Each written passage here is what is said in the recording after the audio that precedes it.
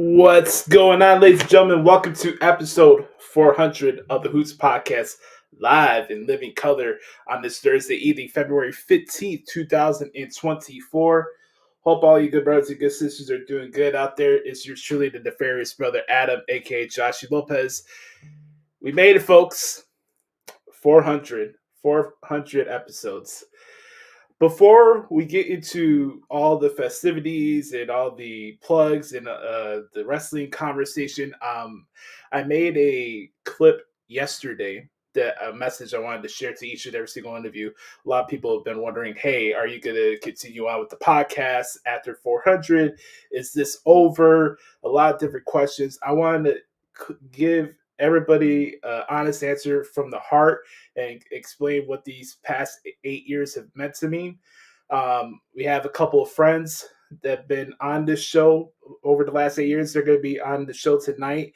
It's going to be a special night. For those who are watching live, I want to say thank you for taking time on your schedule to hang out with us tonight.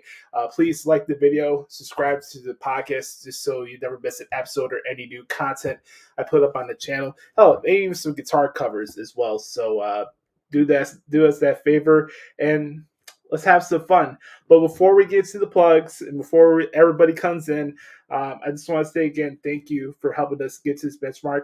And I'm going to get out of the screen here and I'm going to play this clip that I recorded yesterday.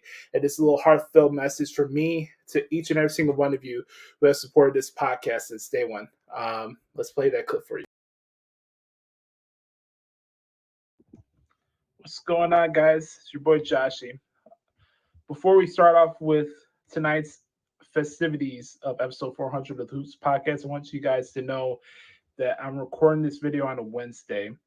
I just finished my walk, 8 miles. If you asked me if I would walk 8 miles in a day a couple years ago, I'd probably tell you that you're a liar. This whole year has been an interesting journey, to say the least.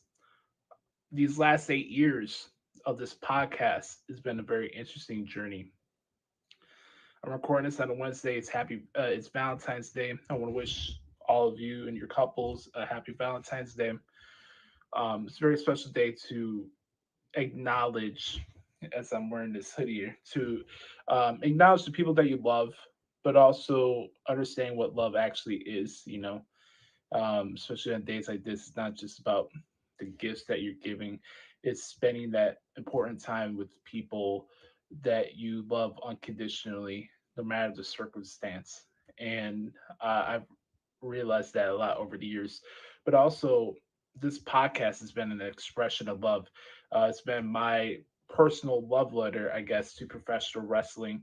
And the fact that the show is not a dirt cheap show, it's not littered with booking takes and stuff like that. I'm very proud. I have a lot of pride when it comes to the content that we've been spewing out with this particular podcast for the last 8 years. And I wanted to record this video because if I was getting, honestly, I felt like if I was sharing these opinions live while recording, I might find myself in a position where I break down again like I did on episode 300, and I just don't want to get to that.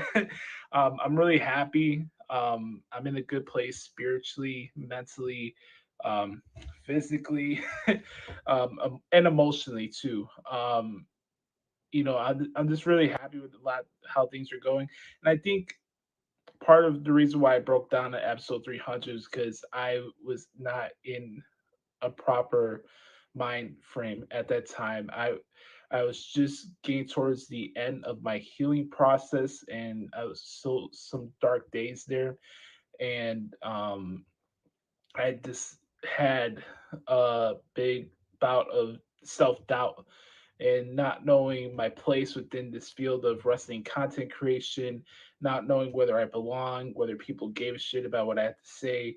And it was just a lot of self doubt during that process. But I overcame that. And it's something that I've been realizing for the last 8 years since we've been doing the show, that I've been able to adapt with the best of them. I've been able to adapt changes with co-hosts, changes with just changes in general within the wrestling industry with different topics. And, this business goes in different ways. Nothing about professional wrestling is linear. Um, that's something that I appreciate about the business, for better or for worse. There's good times, there's bad times, but I am proud to say that I am a wrestling fan. I'm proud to say that I can make a living covering something that I've been loving since I was 4 years old. And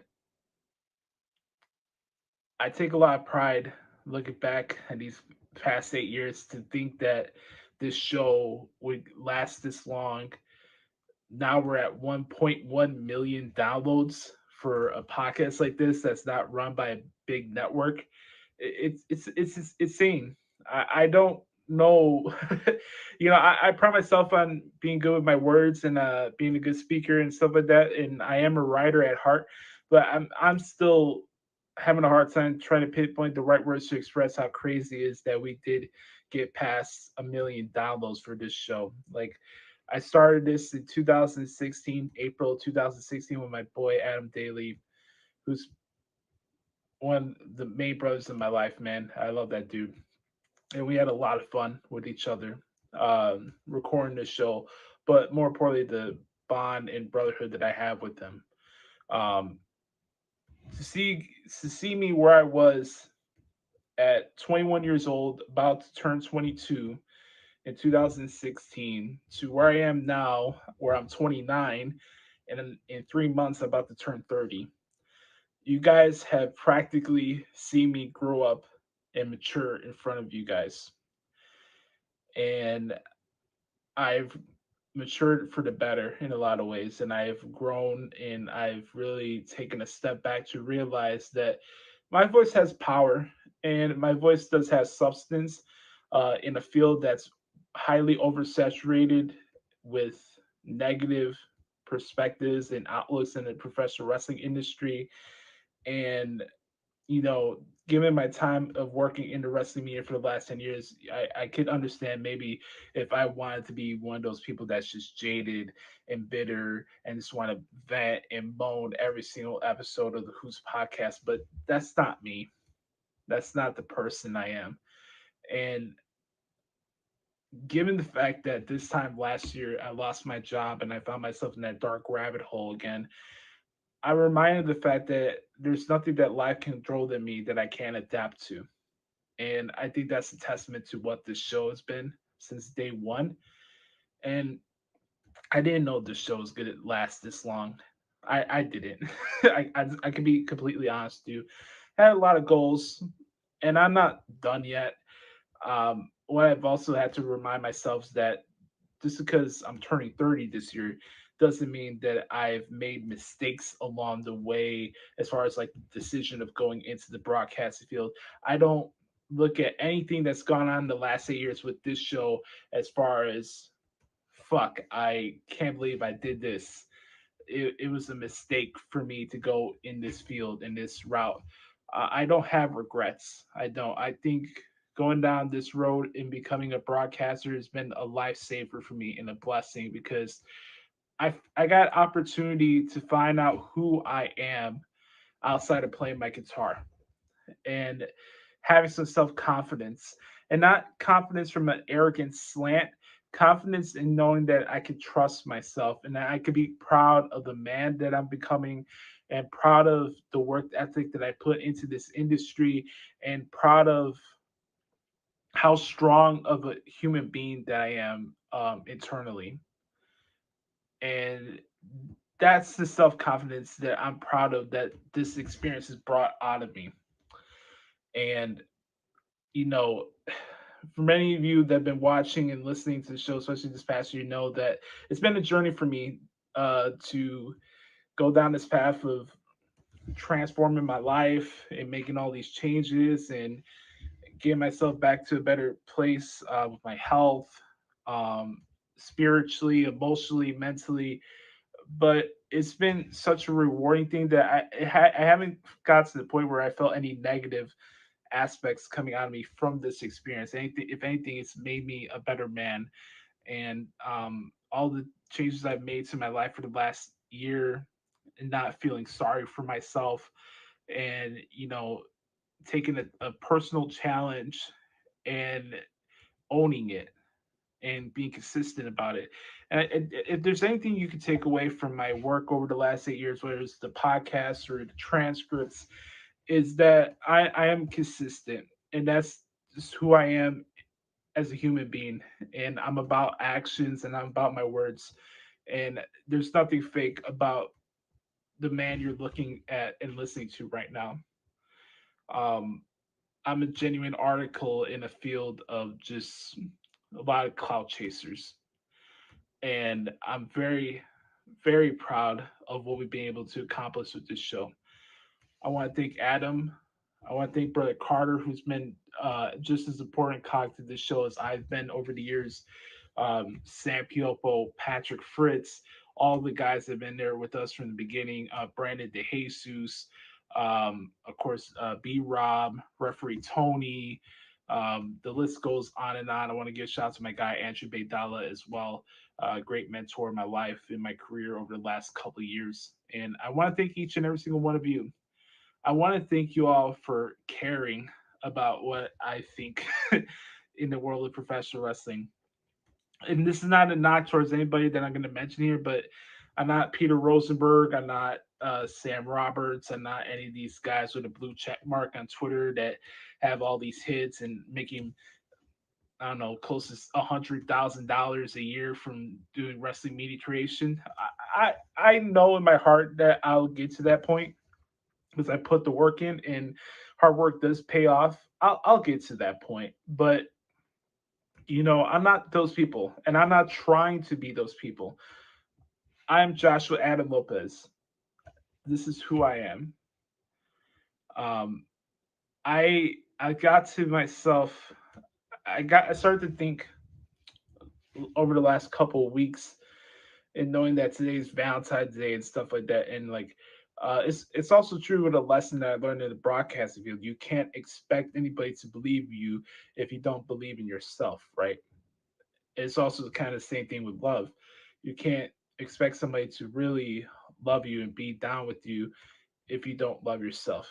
Well, I can say now, here on a Wednesday, before we record episode 400, that I'm in a place in my heart right now that I love myself, and I'm fucking proud of the human being that I am, and I'm proud of the shit that we've been able to accomplish with this show. And seeing the love and the feedback that you guys been giving back to me over these past couple months is the reason why we're continuing on with this show. So we go now for 400, and I'm making this promise to you guys that we will get to 500. I want to put a cap. I want to put a good ending to this project, and I want to leave it at 10 years. I think it's the right time to cut it off from there. But I think it's fair to you guys to get to 500. You guys showing that you guys still care, especially now we're going towards the road of WrestleMania 40. It's not the time for me to stop this show. And I'm going to continue to bust my ass, and I'm going to continue to record and pump out these shows for you guys. All I ask for you guys is to continue to be on this journey with me, hold me accountable, and let's just have some fun, honestly.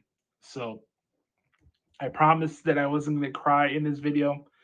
I just wanted to express to you guys that I'm very happy. I'm at peace with a lot of things, and I can say now for the first time in my life that I love who I am, and I'm not apologizing for who I am to anybody in this planet.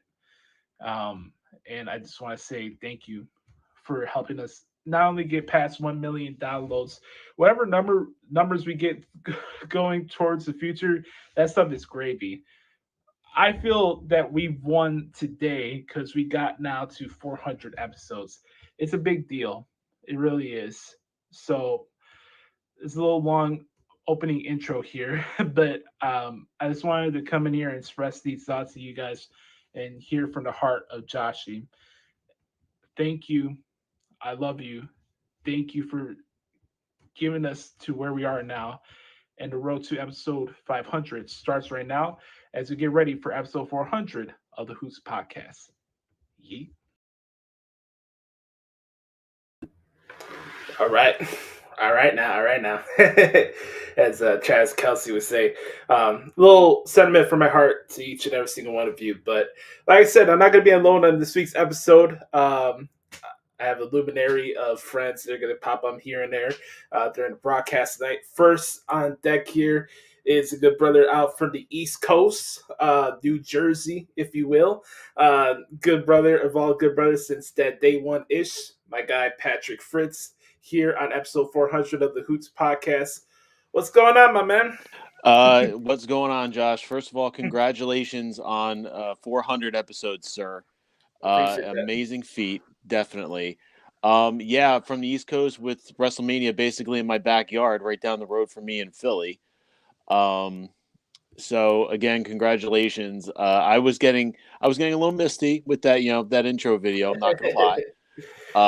But you definitely you're right in one fact. You are not a household name yet, right? But a lot of other people that have come and gone, you have endured, sir. And through all the other sites that I've been familiar with over the course of the last, since you started, I've seen them come, I've seen them go, but you, sir, are still here, which is a very big testament to your work ethic. I appreciate that, my brother. Much love, man. I really do appreciate that. What I'm really taking away from this show is that we brought something different to the table and that people still give a shit. Because in this field... No Cody crybabies around here. No, not at all. We're not shoving chicken McNuggets up our ass. But like seriously, like to think about it, there's been so many shows that have come and gone, whether it's video or just audio in general, right? And when you talk about wrestling every single week, it is a challenge. I'll admit on my own end, as somebody who hosts and produces shows, it is difficult to try to make each episode stand out for the rest. It is. But I just think the heart and the core of what the show is, what me and Adam started, has always remained the same since then. That's really what I'm really proud of and taking away from this. The brotherhood is just something that I'm more appreciative than any of the subscriptions we got, downloads, or anything like that. I'm glad they were able to make a community out of not being a clout chaser and trying to do what everybody else is doing. That's really what I'm proud about when it comes with this show. And again, look at your point. You're over 1 million downloads. 1 million downloads, and you're at 400 episodes. So imagine by the time you hit 500. Yeah. You could be over, 1.5. You could be at 2 million. Imagine that in this point in time. Mm-hmm. It's going to be a special night, folks. I do appreciate everybody that's watching live right now. I know it's a Thursday night and it's during the middle of the week, but I do appreciate you guys watching live. Please press that like button. Subscribe to the channel if this is your first time. Check out the Hoots Podcast. I'm not alone with Pat. We have another good brother hopping in tonight. Mr. Referee Tony here, rocking and rolling, my main man from the Heat Podcast. Tony, what's going on, man? Oh, sorry, I'm scrolling through my phone. There's a whole bunch of Cody crybabies going on around here. And I mean, personally, I don't know what The Rock's problem is. I like chicken McNuggets. But that's pretty just me. Decent. It depends on where you get them from and what time of day you're getting it from. Facts. Yeah, that's true. Gentlemen, it's a pleasure to be here.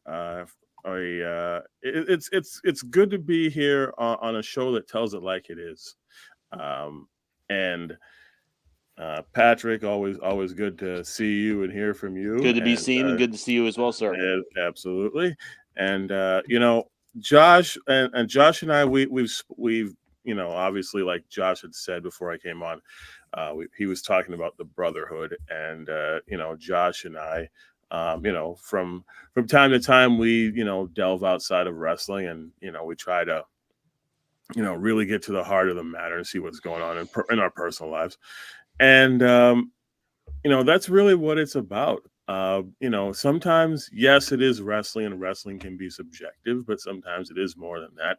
And that's when you kind of get that that brotherhood, that camaraderie between, you know, fans, when fans become friends and friends become brothers. Right.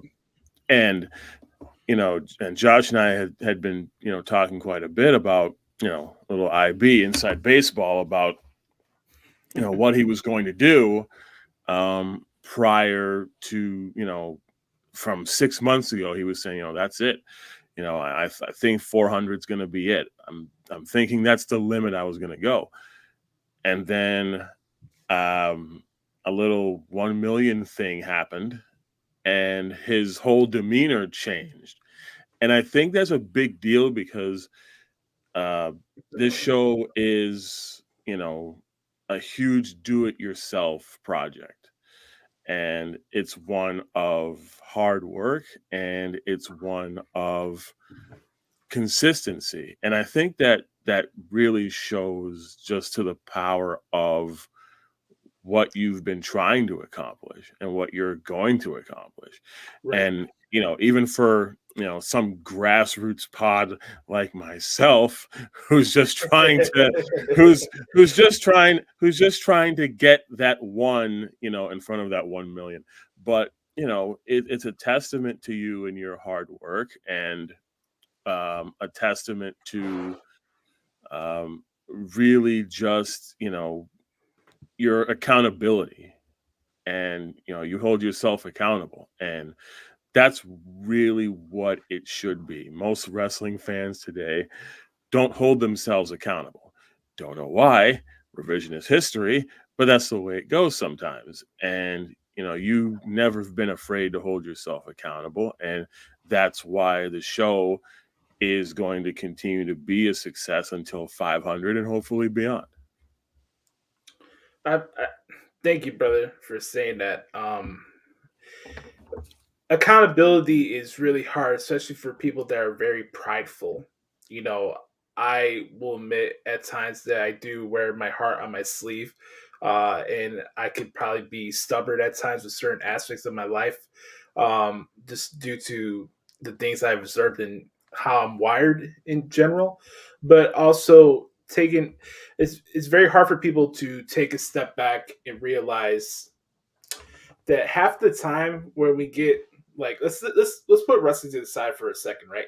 Let's say we have a particular issue that we're dealing with at a certain time, right? It could be work related, it could be relationships, it could be whatever, right? Half the time, if you really take a step back and say it out loud, what's really bothering you, what the situation that's going on, is it really that deep? Is it really that deep? Like, it's hard at times for people to admit that, hey, like, I'm so fucking pissed off. I'm just gonna rant and rave, and I don't care what's the consequence that comes out of it, right? But You mean I can't tweet about it? Right? Yeah, That me and my sucks. hey, guess what? Me and my friend Mark is gonna stop watching too, right? Yeah, right, exactly. But, like, you know, if you take a step back and look at this, any situation in life, say it out loud to yourself and ask yourself, is this really deep, and what are you learning about yourself as you're losing yourself? And I think, you know, as minuscule it is about the stuff that people go on bitching fest about every day on Twitter about wrestling, really a lot of this stuff is not deep. It really is. Like, my day is not going to be predicated whether somebody agrees with my fancy booking idea at WrestleMania 40. I really don't give a fuck, to be honest with you guys. I'm not in this to be like, hey, look at me, I'm right and you're wrong. You know, that's not why I do this stuff. But, you know, it's really hard for a lot of people, especially content creators, that they're very prideful. They can't take accountability. There's been times where I have had to take accountability on performance from AEW that I couldn't give to you know what's about in the beginning, and now I have a lot of respect for them and enjoy their work. You know, I'm not different from anybody. I'm a wrestling fan. I'm not an expert. I'm not any of that stuff. You know, I am a wrestling fan, and you know, it's okay to change your stance on a performer. It's okay to change your stance on a promotion. It's also okay to grow as a human being too. You know, That's what I was saying in the beginning, that little intro clip that I made yesterday. Like, it's okay to grow as a human being. I remember scrolling back at some of the exchanges I had on Twitter, going back and forth for hours and hours on Twitter about me like trying to debunk lazy narratives from dirt sheets. Right, I would do that all the time, and here I am, a couple years later, taking accountability for that. Like I took the bait and I enjoyed that argument. And I enjoyed, I wouldn't say being like an auditor for wrestling media, but when I saw something stupid that had no substance to it, I would call it out and I would get into these debates. And thinking back on it now, it's just wasted energy. I don't half the stuff that I want to say. That's the great thing about this platform. I can say it and just leave it there. I am not gonna go and have a 40 tweet thread going back and forth about the booking of WrestleMania this year. It's not that serious. It's just not, you know. But Tony, what you said there, I really do appreciate that, man. And Pat, your sentiments as well. You know, it's very rare to have people that are very consistent in their genuine support and care for you over the years. And that never goes unnoticed on my end. I hope you guys know that. This is coming from me. Just keeping it real 100%, man. Yeah. I want to give a shout out really quick to Brett Strupsel here on Facebook. Hope you're doing good, buddy. Appreciate you always hitting me up there these live streams. Also, anybody that's watching this, if you want to share any questions, we can answer along the way. It's crazy, bro, man. Not only that we're celebrating episode 400, but it's just like, just when you think the world of wrestling is gonna like stagnate for a while. This time last week, we had the WrestleMania press conference, and we're going to get into that in just a couple of seconds. But I have a question for both of you guys regarding the podcast before we get to the first segment of the show.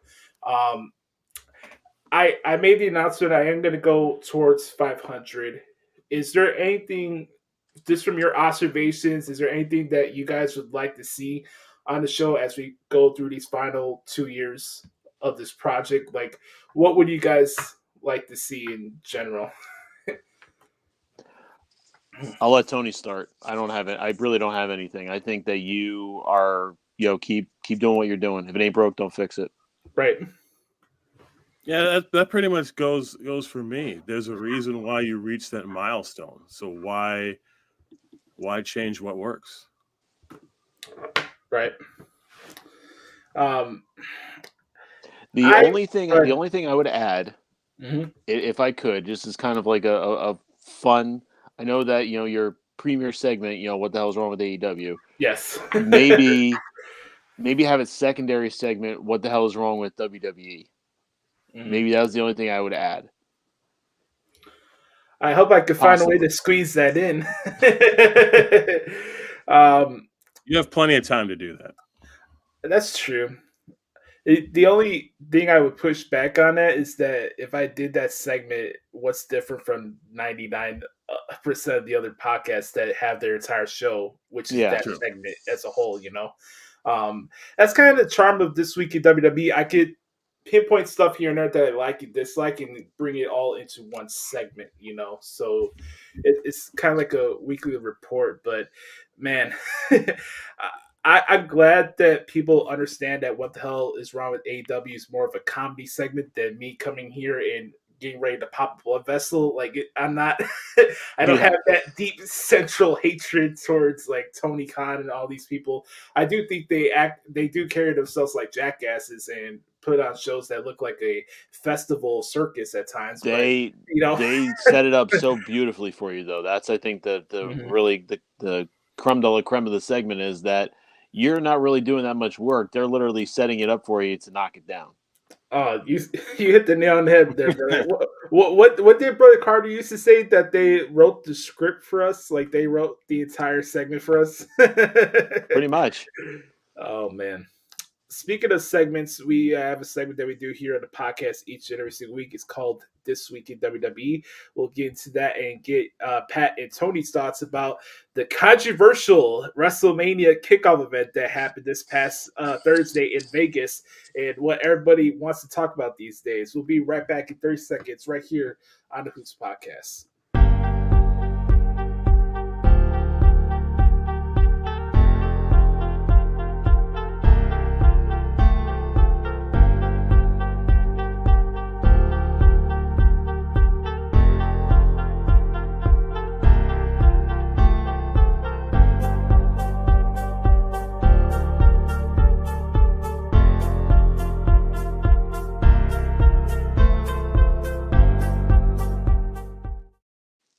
All right, folks, welcome back to episode 400 of the Hoots Podcast. Time to talk about what happened this week in WWE.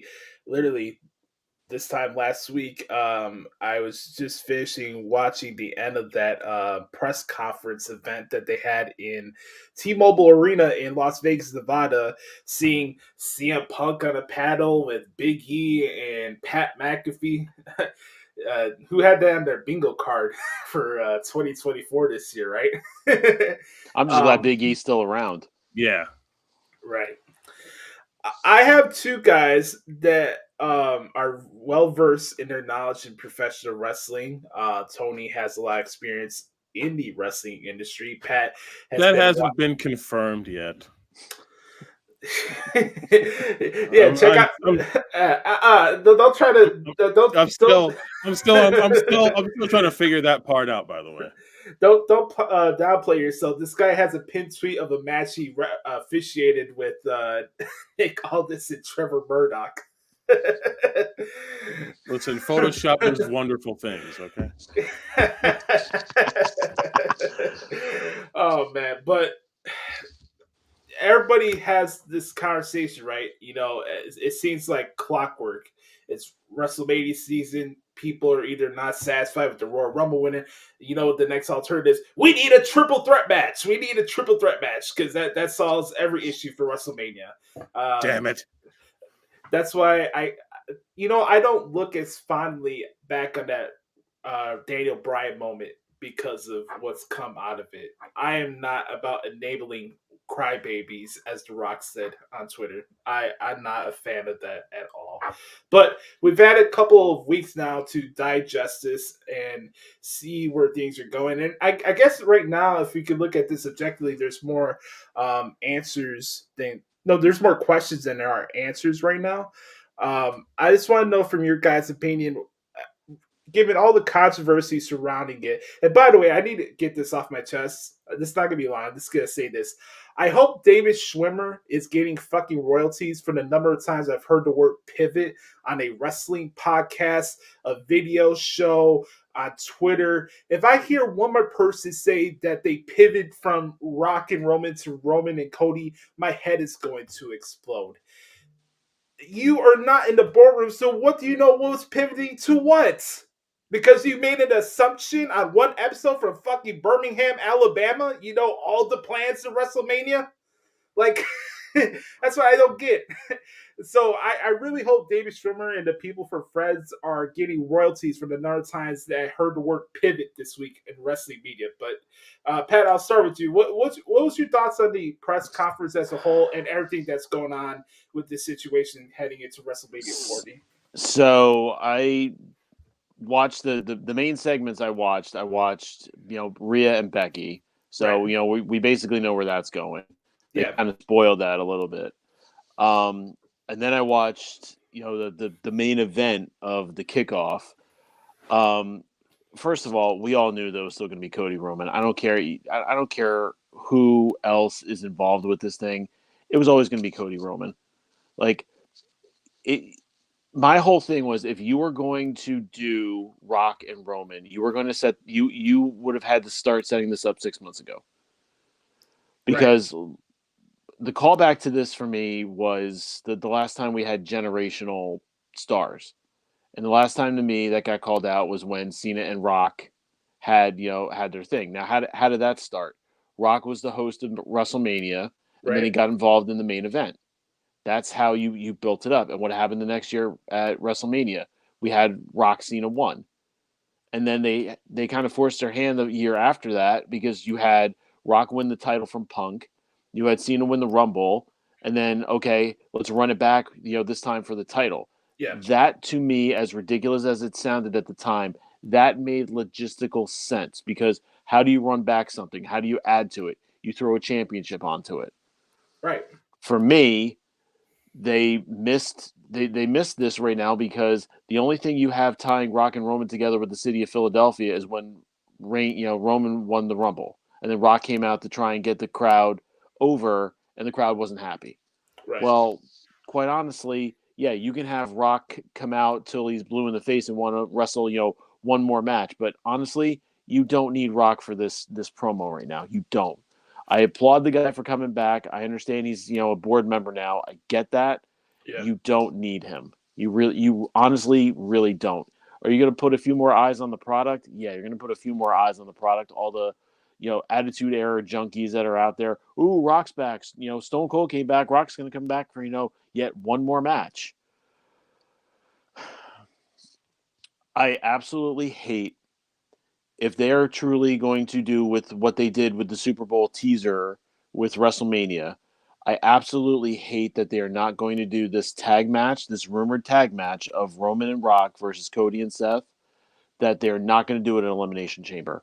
That, to me, should be where it happens. Because you don't really need this to be the night one main event. You really don't. You should have Seth defend his championship in the main event of night one. Sorry to the ladies, sorry to Rhea, sorry to Io, and the ladies that wanted main event night one. Right. But you really need to have Seth defend the World Heavyweight title. More than likely, it's going to be against Drew McIntyre, and then you should really have a Damian Priest cash in. That's how I see it. You had a lot of fair points there, brother. There's not a lot that I disagree with. I know how your stance has been about the title situation as a whole, and Roman not having a match in Australia it's a little interesting for me, though, Pat. Like, I would appreciate it if Rock and Roman just made an appearance at Chamber. That's the thing. You have right. You have what has happened in the last year. You've had how many live events outside of the United States? And look at, for God's sakes, look at Backlash last year in Puerto Rico. What was the main event? The main event of that was Damian Priest against Bad Bunny in a street fight, and it brought the freaking house down. No Roman, no nothing else. But that's how you do it outside of the continental United States. You actually book good names to be on there. Yeah, is Rhea going to carry the program a little bit because she's defending against Nia? Is she going to get that hometown pop? Yeah, the place is going to go absolute batshit for her. We already know this. But to me, put a few more eyes on the product by having Rock actually wrestle at the Chamber. Or to your point, at least make an appearance. Well, here's the thing, Tony. I'm going to pass this off to you because it's kind of piggyback off the conversation that we had when I was blessed and fortunate enough to make another fun appearance on the Heat Wrestling Podcast a couple of weeks ago. We had a fun time catching up and shooting the shit, if you will. Just looking back at this whole situation as a whole, right? And it was announced yesterday that Seth Rollins and Cody Rhodes will be on the Grayson Waller effect, I think, right? At the Elimination Chamber. I think that was the announcement. Tomorrow night, SmackDown is having a double taping. This is kind of the case how it usually is when you have these international PLEs, right? And I had the idea of whatever comes out of this Rock and Roman segment tomorrow night, that maybe, just maybe, one of them shows up in Australia. I'm not guaranteeing that. I'm not using a source or anything like that. This is just a feeling of mine. You have a double taping of television. Why not use Rock and Roman for both of them? And why not bring them out to Australia if you're not taping anything for SmackDown the following week? Have a reason for both of them to be out there. Hell, make that make that Grayson Waller segment a contract signing for the tag match. You know, you have a lot of different things you could go about it, but just to have them there for both nights and then just leave the Elimination Chamber because people are only going to start watching it at like 5 o'clock in the morning. I don't think that's a good enough excuse, to be honest with you. I'm glad that they're having Cody and stuff there at the show, but to not have at least one of them in Australia, I'm not saying that you have to wrestle, but what the hell The Rock is going to do right now? Honestly, like besides doing like interviews for the UFL that nobody's going to give two shits about, like what's really preventing him from taking a flight to Australia right now? Honestly. But Tony, I want to get your thoughts about this whole situation because we had the press conference on Thursday. Then we heard Triple H's comments on SmackDown, which it was just textbook Triple H. You know, he's very good when it comes to sarcasm and being petty at times. You know, it doesn't matter if you don't like the decision. You know, it doesn't matter where you sit, right? And all this jargon lines towards The Rock. They're going to be on the show tomorrow night. How do you feel about this whole situation as a whole? Do you think that the conversation me and you had when I was on the podcast a couple weeks ago is kind of lining up to where things are right now? First of all, to go back to David Schwimmer, you damn right he's getting royalties. Yes. there's no doubt. There's no doubt about that. Second of all, do you know why Triple H can say that to The Rock? Because going back to the very fond Attitude Era, who's always had The Rock's number? That's Triple H.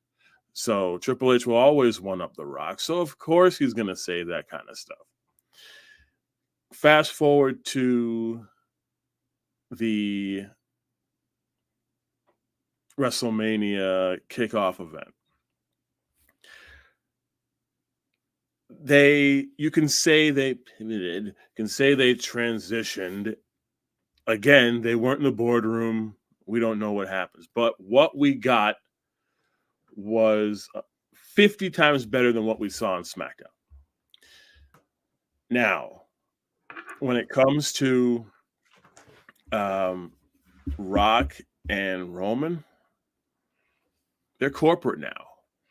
They're Hollywood now. Yes. So they don't have to appear unless they choose that they want to appear. So if they feel like going to the Elimination Chamber, if they want to pay money in the storyline, if they want to pay money to do something via satellite, right, and do an appearance, they can do that.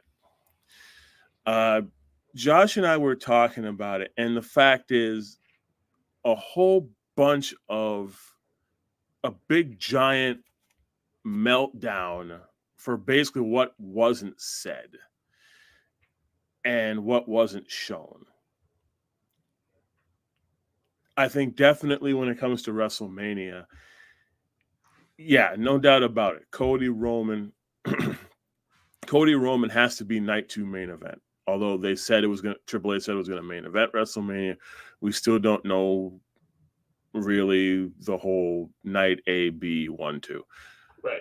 But Cody and Seth should main event night 2 in my book. Now, the big callback is Seth Rollins because Seth said he's been working injured. Nobody really knows how bad the injuries are, and maybe he would be ready for WrestleMania. So it wouldn't make sense to me logistically unless they have a really big plan to shorten his night and capitalize on the injury.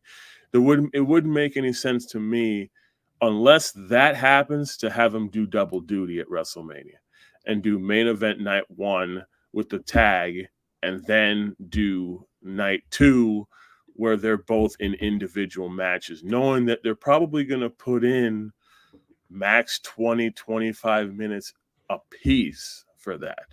Yes. So logistically, that may not make any sense. But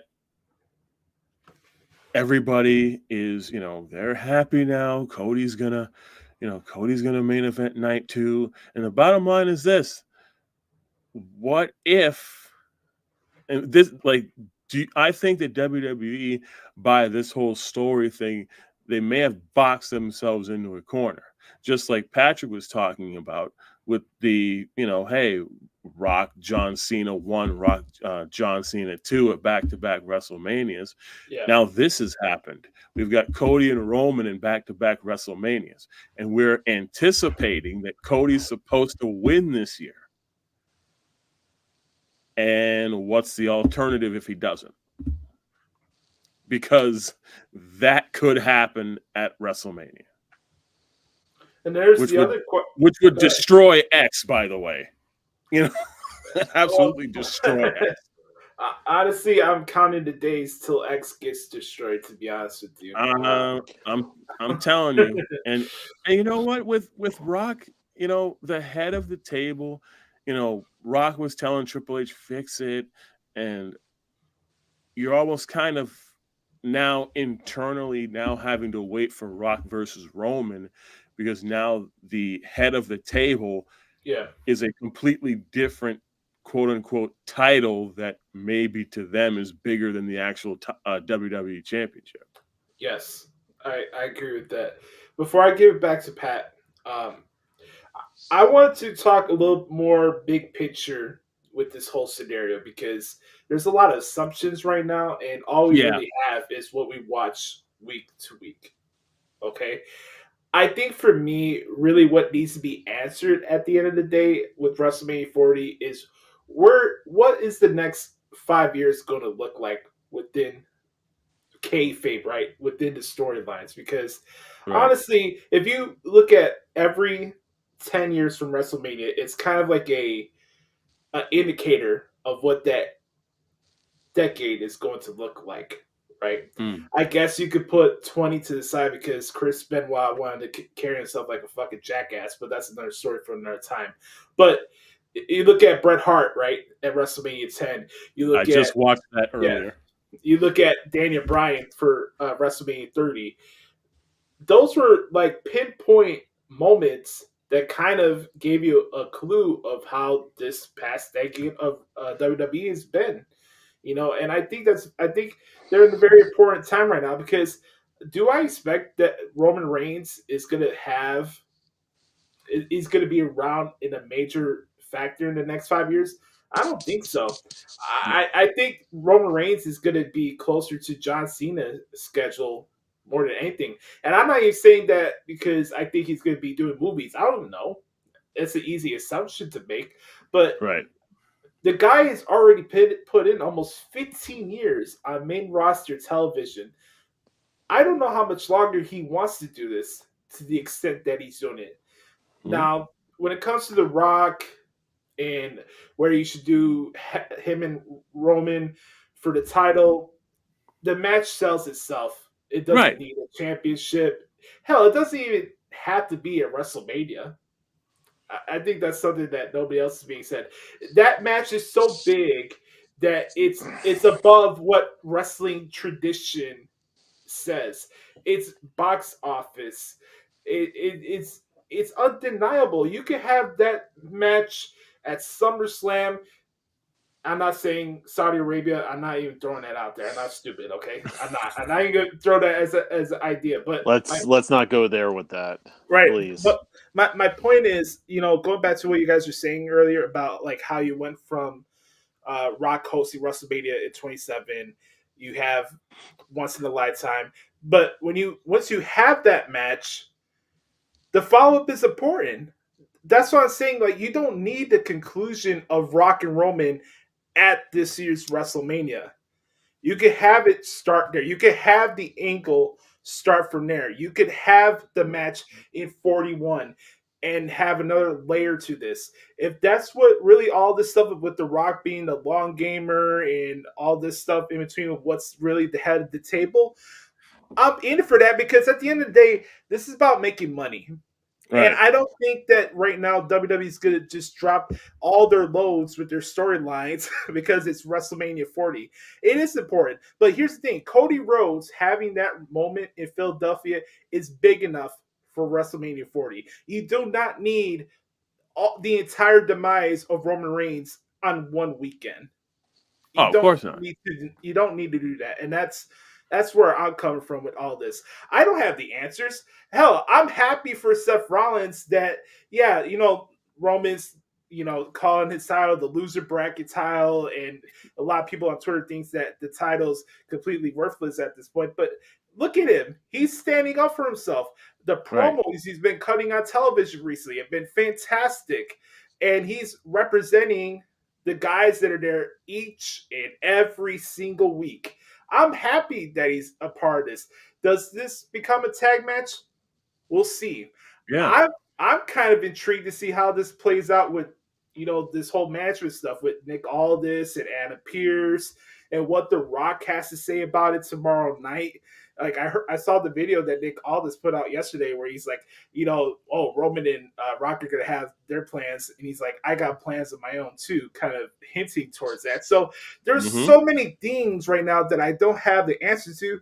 And that's not a bad thing. No, it's not. It's not a bad thing. So I'm just as curious as anybody else. And I've been doing this stuff for a long time. But for everybody that's watching this, okay, Roman Reigns may lose his championship at WrestleMania this year, but don't expect for him to lose everything in Philadelphia. No. That's all I'm trying to say. No, the story is going to continue because now there's so many layers to the bloodline story that now it's intertwined with the Cody Rhodes story, the Sami Zayn story, the Sami Zayn and Kevin Owens story. There's so many stories that the bloodline angle has now weaved into. And to piggyback off of your point, Josh, the wild card in that whole scenario that you spoke of is Nick Aldis, because Roman Reigns has dealt with Adam Pearce back in the Thunderdome days where they had a scheduled match. He hasn't dealt with Nick Aldis before. Only, less than a handful of occasions that he's dealt with Nick Aldis. And Nick Aldis and Roman haven't seen eye to eye on television. So how's that going to be with the next branch up on the bloodline tree with The Rock coming in, and that's their first face-to-face meeting? Because that's going to be the ultimate. I mean, he stood up to Roman Reigns, which no authority figure has done since Roman became champion. So now how's that going to play out with The Rock now that he's got backup? Right. Pat, I want to ask you a question. So obviously you have the bloodline number advantage in this situation now.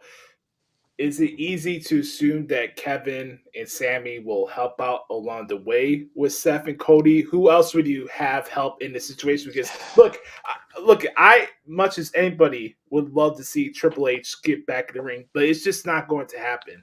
It's not. He's never, and it shouldn't happen. Right. And unfortunately, 2 years ago when, Triple H kicked off night 2 of WrestleMania in Dallas, he put his boots and his gloves in the ring. As we all know, that is the, official, I'm done with in-ring competition, which, thank God that they gave him that moment because he needed it. And he absolutely 100% deserved it. The problem I have with Kevin Owens right now, he's involved with Logan Paul. He's involved with going after the U.S. title. So, yes, does Kevin Owens have the history with Roman there, facing off against him in 2 Royal Rumble, live events? Yes, absolutely. I don't think you put Kevin Owens back in the bloodline story right now. Right. Sami Zayn, sure. I mean, again, Sami Zayn was at one point part of the bloodline. So, he was the honorary, he was Sami Uso. He was the honorary Uso. So, yes, you can absolutely bring that back in. Do I think you bring Jay back in? No, because you have Jay going after Gunther right now in the IC title. And, Jay is basically having the New Day as his backup to kind of even the odds against, Imperium. So you don't have that. So right now, the only other person that you can really rely on for, Cody is Sami right now. I mean, Sami and Seth. I mean, look at what, you had in as far as the bloodline, a couple of years ago with Survivor Series War Games when they had the Bloodline versus, the Brawling Brutes match. Yeah. You had all 5 members of the Bloodline. You had the Brawling Brutes. You had, I don't think, was Cody involved in that War Games match? I don't remember. No, he was still recovering. Right. So, to me, the only other thing right now, and I really think they really missed a golden opportunity here. You really should have had a Bloodline versus Judgment Day story at some point in time, because both factions at one point in time said they are the dominant faction in WWE right now. The only time you had a blow off for that match was when the Usos and the Judgment Day fought for the tag titles. That is the only point in time where there was Judgment Day, Bloodline in the ring, with a good promo, and then what happened? Usos retained the titles at that point. And then just, a few weeks later to lose them to Kevin and Sammy at, Mania. Right. It's definitely something I wanted to see too. I think you would have gotten and some good one other thing. I'm sorry to go back to your point about not having Roman Rock at WrestleMania. Remember when Hogan and Rock had their second match? It was actually at No Way Out. It wasn't at WrestleMania. Right. That's right. That was when Stone Cold came back and fought Eric Bischoff. That's Montreal, right? In 03? 2003, yep. February. Yep. Man, crazy how fast time goes. I was 9 years old at the time for that show. My God. Let's see if we can see on here. I agree. Jay probably would not be part of this. Obviously, he has his things tied up with Gunther, but I think once him and Jimmy start feuding with each other, they're going to be so fixated on trying to rip each other's throat out that they're not even going to be focusing on what's going on with Roman. And then you got Solo, right? He's probably going to be preoccupied because he has a long overdue punt kick heading towards his way from one Randy Orton. So Randy. I think that's what's going to happen. So here's the thing. Maybe this is where the long-rumored new Bloodline members pop in with Fatu and Tama Tonga. It's stuff to look out for. There's a lot of scenarios here, but I do want to give props before we move on for this to Seth Rollins, because I think you guys been highly underappreciated from my colleagues. And I know what Roman's good on the microphone. He could talk shit with the best of them, and I give him his props. But regardless of how you feel about that championship as a whole, Seth Rollins has kicked ass this year, and he deserves a lot of props for what he's done this year. And I'm glad that he's not taking shit off from The Rock or Roman. This is because who they are. Whether that's a shoot or kayfabe, I don't know. I'm entertained by it. But let's go on to this next point here, because I'm very intrigued to see what's going to happen with the Elimination Chamber. I am. We have a couple more qualifying matches tomorrow night on SmackDown. You got Kevin Owens and Dominic Mysterio. That should be a Clash of Styles. Logan Paul is taking on The Miz in a SummerSlam rematch.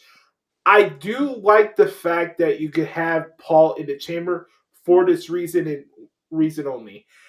If you're going to do Logan Paul in LA Knight at WrestleMania, have Logan eliminate him in the Elimination Chamber.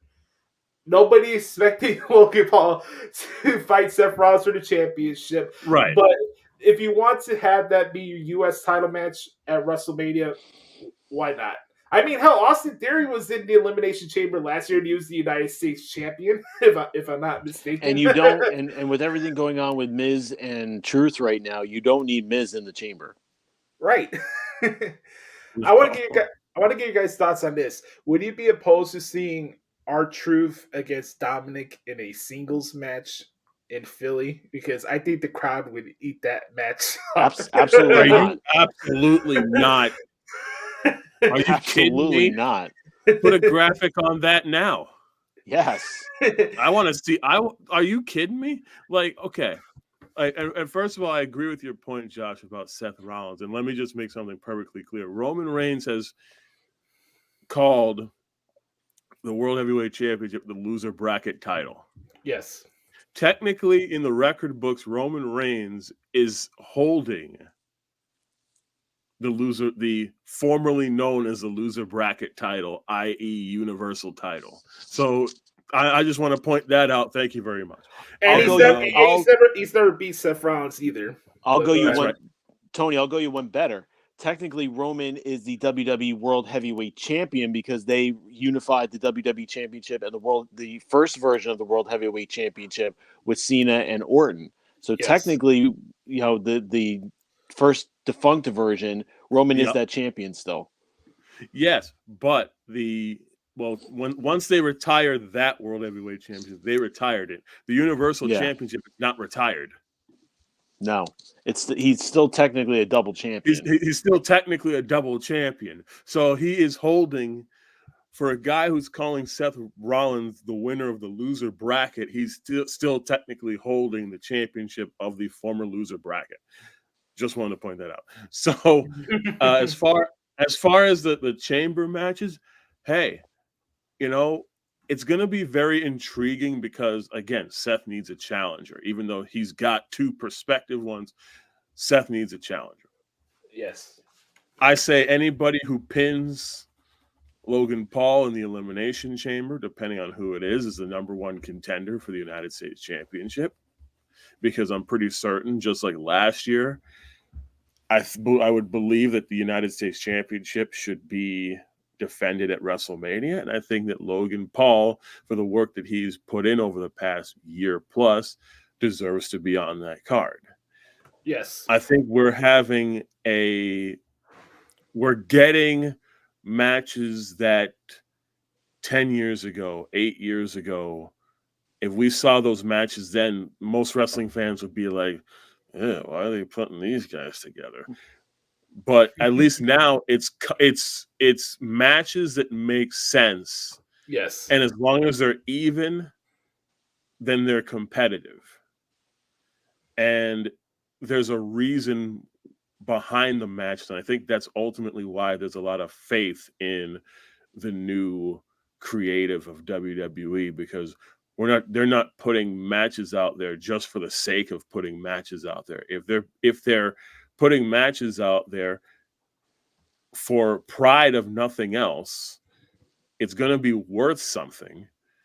And they don't want to waste the people's time by putting all of these, matches and segments out there that are just the fan of one person. Like they want to do it for everybody. Now, I am looking forward to, again, like you guys said, how R-Truth is going to be involved in this. R-Truth and The Miz, Logan Paul, Kevin Owens will always be in the main event picture. And it's going to be interesting within the next, between now and the Elimination Chamber, and especially how the chamber match itself is going to play out, because that's going to be huge, because whoever decides that's decided to win that match ultimately has to play a very important part in the storyline of that championship by the time we get to or at WrestleMania. Right. There was a line that I heard this week on TV that just popped me, because Becky Lynch was doing her promo on Raw, right? And she was explaining, like, I've been having to have difficult conversations with my daughter about having to separate shoulder, why my face is bloody. The line that popped me was like, she's like, oh, I had to explain why Daddy wants to fight Maui. And then the same episode, Seth does well, what can I say except you're welcome? I thought that stuff popped me a little quick. Pat, I wanted to ask you something really quick. I don't know how much I'm still here. Stay on, but just really quick for you. Any takeaways, good, bad, or different, as far as stuff that's going on with the Elimination Chamber, and what other stuff would you'd like to see heading into WrestleMania this year? To me, I definitely agree with Tony as far as whoever pins Logan Paul should definitely get a title shot. I mean, I definitely think that KO deserves another a match for the U.S. title. I think the two of them were doing really good. As far as I'm really curious to see how the women's chamber match looks, and I do agree that Logan Paul definitely deserves to be in the chamber itself. Just had to change my venue. Sorry, that's why I was off camera. As far as the women's chamber match goes, I'm definitely digging the fact that we have a good possible winner in Becky, but I would like to see everybody get strong showings. I definitely want to see what Liv does, because Liv is the only woman to compete in all the women's elimination chamber matches. But I would also like to see, you have the two chamber matches. And Royal Rumble. You have Rhea and Nia. I mean, those are the only three announced matches right now for chamber, if I'm correct. Yes. Is the men's chamber, women's chamber, Rhea, Nia, and we don't have anything for the IC title. I mean, we haven't. They're unfortunately having Jay and Gunther on Raw this upcoming week, I believe it is. Yeah. And we don't. If Logan goes into the chamber, so the U.S. title's out, so we don't have anything for the tag titles. Priest still has the briefcase, so maybe Truth goes through, another member of Judgment Day at Elimination Chamber, and then gets like Dom at WrestleMania. I'm sorry. We have the right now Grayson the Waller elimination effect is announced too. So that's four segments guaranteed right now for Chamber. Yep. Right. So right now for the Elimination Chamber. Yeah, like you said, we've got Rhea, Nia. We've got the Women's Chamber, the Men's Chamber, Rollins and Cody on the Grayson Waller effect. Oh, and we forgot. Pete Dunne and Tyler Bate challenge for the undisputed tag team titles. Oh, okay. We do have a tag title match. I forgot about that. Yes. So that will happen in Elimination Tag title match. That is going to be a barn burner, if you will. Tyler Bate and what happened to Butch in the ring at the same time. Yeah. Well, he's back to Pete Dunne. You know what happened, Tony? God. Sheamus got injured. That's what happened. Yeah. Yeah. All right. I do have to mention this really quick. I really dig the 6-man that we saw on Raw Monday with New Day and Jey Uso against Imperium. Very rare we get to see a match kick off Monday Night Raw, but I thought that was a dope match. And to see a trios match that doesn't make your eye roll, I want to give a shout out to the official in that match, because I've seen so many 6-man tag matches across multiple promotions, and those matches turn into a zoo at times. I'm just being honest from a transcription point of view, but all 6 guys in Lexington on Monday killed that. I really dig that match. What else I forgot to mention really quick. You mean there's actually matches that don't make your eye roll here? Yeah, no, I'm just saying. You mean there's matches that don't make your eye roll? What a concept! Yeah, it's a miracle. It's amazing. Well, you can have a tag match where the referee doesn't look like he doesn't belong on television. But that's neither here or there. One last thing that I do want to mention: tomorrow's SmackDown has a lot of matches. You got Tiffany Stratton on the show. She's in one of those chamber qualifying matches. Naomi's fighting Alba Fire. Unfortunately, Shotzi suffered a bad knee injury during the NXT taping the other day. So our thoughts go out to Shotzi. Hope she has a speedy recovery. I mentioned earlier Logan and The Miz in a SummerSlam rematch. Dominic and Kevin Owens. And we'll see what happens tomorrow night with The Rock and Roman Reigns. I do want to mention this before we wrap up this segment. Big congratulations go out to Baron Corbin and Braun Breaker for becoming the new NXT Tag Team Champions. I'm telling you, man, since I've had the opportunity to start covering NXT on a weekly basis, that brand is not getting enough props. They are putting in No, it's some not. bangers, man. They really are. And big props to Braun Breaker and Baron Corbin, because if you looked on them at paper, Pat, and anybody that's watching this, you'd be like, shoulder shrug. Why should I care, right? But if you watch their match, they match very well as a tag team. I will say that. The interesting wrinkle with them now is with Braun potentially coming up to the main roster, because I don't think he's signed a contract yet with Raw or SmackDown. Is that going to be the potential end of the tag champions before they even start? The end of the War Dogs. It's a possibility because Stand and Deliver is like a month and a half away, so I could totally see that. I could. It just depends on what tag team that they want to give it to. But if you guys have not seen that match with the Wolf Dogs and the family this week, you're missing out. It was pretty good. But we're gonna put a ribbon on the bow for this week in WWE.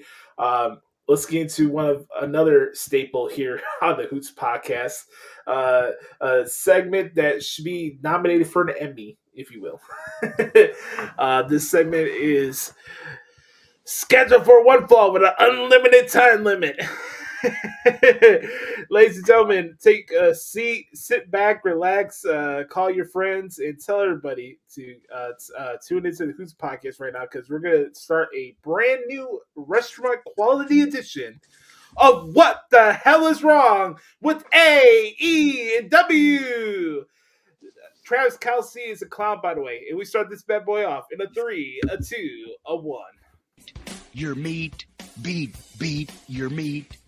Beat your meat, beat your meat, beat your meat, beat your meat, beat your meat, beat your meat. I'm telling you, my time is right now. Right this minute, 2022. We're living it. My time is now. My time is right goddamn now. Man, what intensity. The quality of the product and the quality of the shows is at an all-time high right now.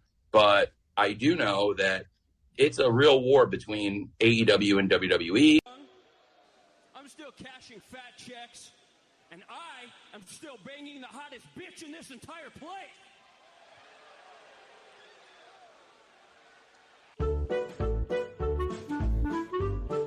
It's time for What the Hell is Wrong with AEW?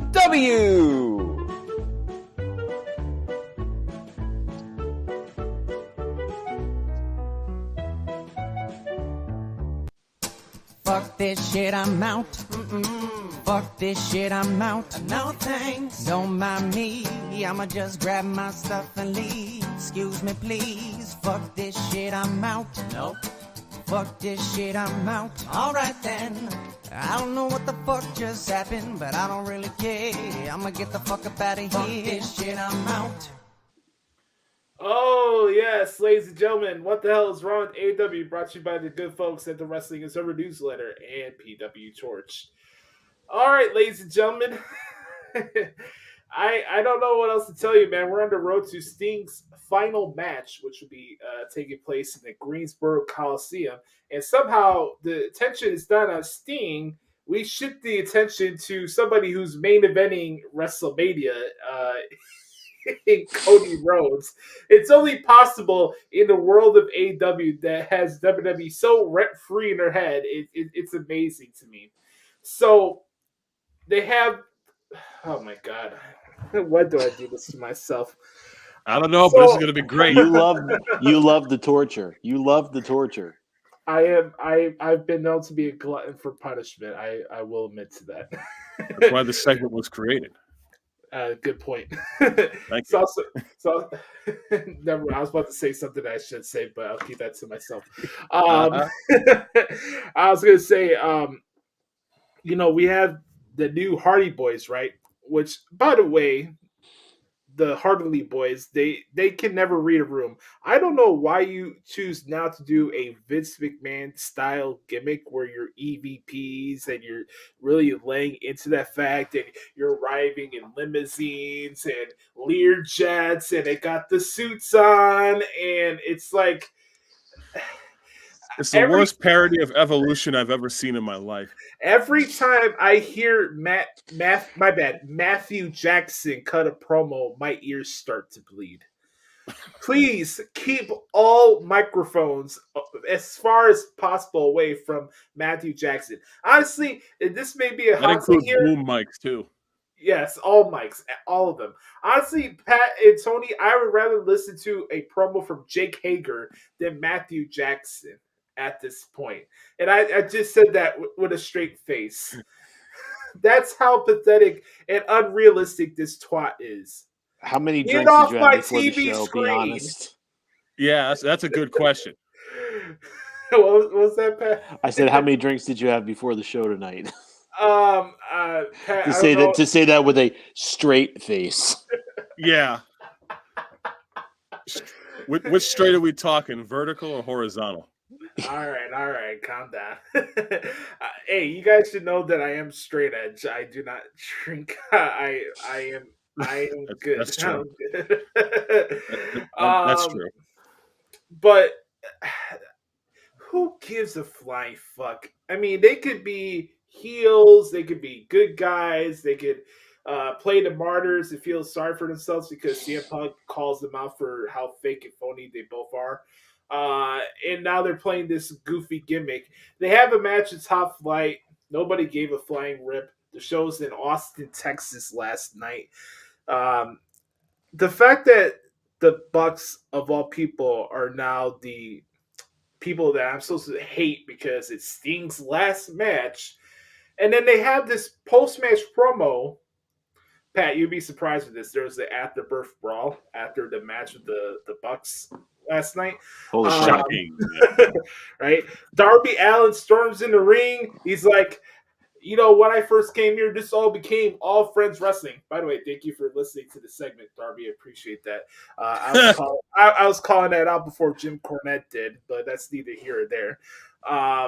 And then he's like, there was one EVP that saw something in me, and it wasn't Kenny Omega.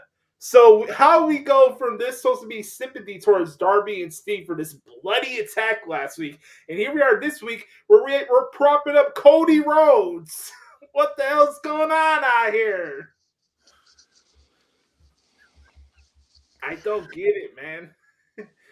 I don't get it. This is why you don't have. What are they going to do next? Bring out another mock throne and destroy it this time? Destroy it again with something comparative to the Nightmare logo on it. Right. What's going to happen? Sting's going to lose at Revolution and going to throw a rubber chicken into the ring. Like, serenity now, serenity now. Yes.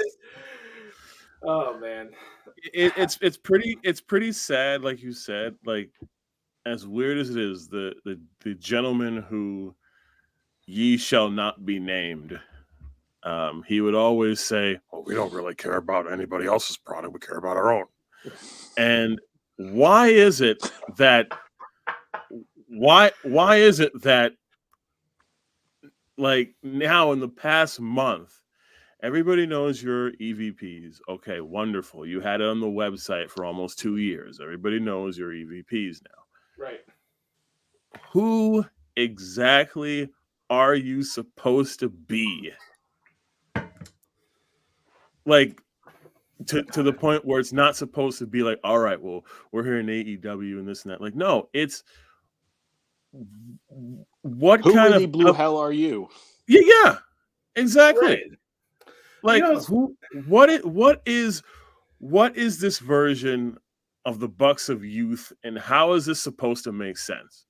It doesn't make sense. And here's the thing: CM Punk said those two can't manage a target. I'd be surprised. And you know, really quick, like seriously, I would not be surprised if these two asshats wouldn't be able to run a Dollar General at this point. Ugh. AEW, where everything's made up and wrestling doesn't matter. Hey, You said it. I didn't. Oh man, Pat, Where's the lie? Where is the lie? At this point, there is no lie. Honestly, exactly. that should be a T-shirt. To be honest with you, but shoot, I'll make the design for that. We got connections. Yeah. By the way, we need a T-shirt of this. If somebody could make this into like a hoodie, I want to give shout out to the good brother Joe Cerno who made this wonderful portrait. I mean, honestly, Picasso would be jealous of this beautiful piece of art here. Like, we need this in hoodies, we need this on mugs, we need this on any bit of merchandise that's possible. If we can make that possible, Shoot, please. send that to me, and I'll make a mock of it tomorrow. Pat, I know you're a longtime wrestling fan. Does any of this stuff with the Young Bucks get you interested with knowing this is going to be Sting's last match? No, because quite honestly, you could say last match till you're blue in the face, but this is Sting's last match in AEW. So he could technically come back to WWE at some point and have a last match in WWE. He could go to TNA and have a last match in TNA. He could go to freaking, XYZ and or Evolve or whatever and have a last match there. It is the concept of a last match is so foreign these days.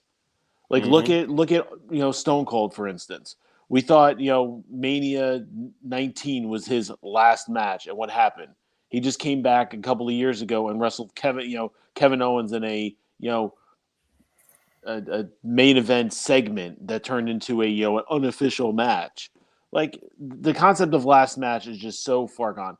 I'm sorry, Sting to me, legend in the business, but his real time was with WCW, and we all know that. He's way past his shelf life, and they're just bringing him in for his name. That's it. Name and a paycheck. That's what a lot of these Attitude Era guys are now. Is they're going off their name and a paycheck. Right. They do live off the cream mentality, Well, they're also at the behest of a absolute inept owner who thinks he could book wrestling matches because he's a observer subscriber. That's like saying that I could be the general manager of the White Sox because I had a Sports Illustrated subscription when I was a young kid growing up. Like, hey, it doesn't make sense. Could buy 2K.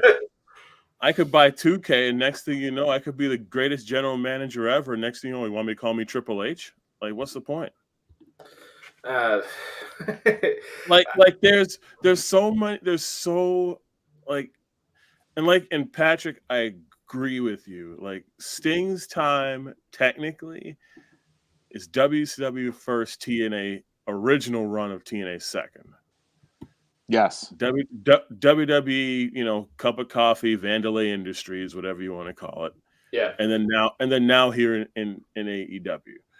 Look, the bottom line is this. Yes, it's Sting's last match. Okay. But here's the problem.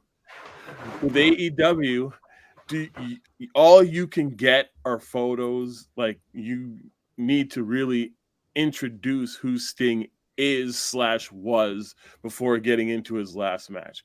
And the only way you can do that is AEW footage and photos of Pro Wrestling Illustrated. Because guess who owns all of the other video rights? Your competitors. I guess you could use TNA footage, but but the real Holy Grail footage you can't use because WWE owns that. And isn't it ironic that Sting's last match is gonna be with the Young Bucks?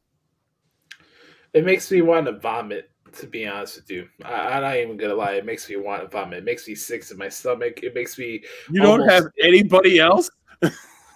Whoa.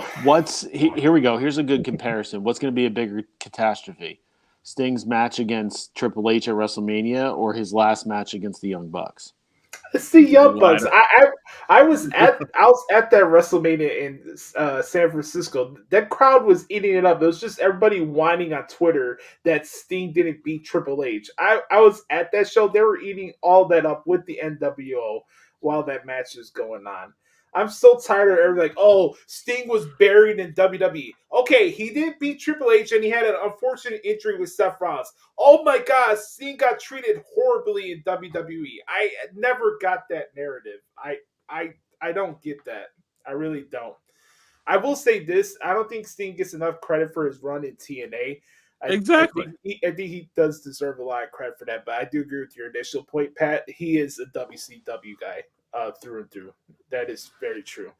I don't know what's gonna make me ill: seeing more Young Bucks on my TV, or the fact that Orange Cassidy is now just gonna run through all my favorite New Japan wrestlers. Because, like I told you on the show, Tony, a couple weeks ago, AEW is gonna be owning New Japan in a couple of months.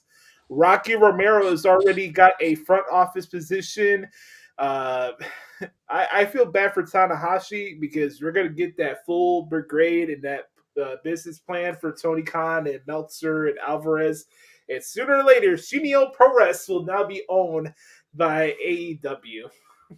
Tomohiro Ishii lost a damn match to Pockets on Saturday. That's all you need to know right there. One of the biggest badasses in wrestling history lost to a freaking twat with denim jeans and stupid ass sunglasses. Oh, God. That's disappointing. How am I supposed to suspend my disbelief? Oh, I found out on Rampage that Jeff Hardy got injury against Sammy Guevara. Who saw that coming? Oh. Knee, I tell you, a knee to the face. It was disgusting. Pat, Tony, is there anything that stood out for you from Dynamite or anything you see from AEW recently? No. I'll be blunt. No. That's tremendous. That needs to be a sound clip right there. Yeah. Clip that. When I get the time, I'm going to add that to the new intro for the podcast. That's great. Nope. That's great. No. Just flat out. No. Oh, that's awesome. Oh man.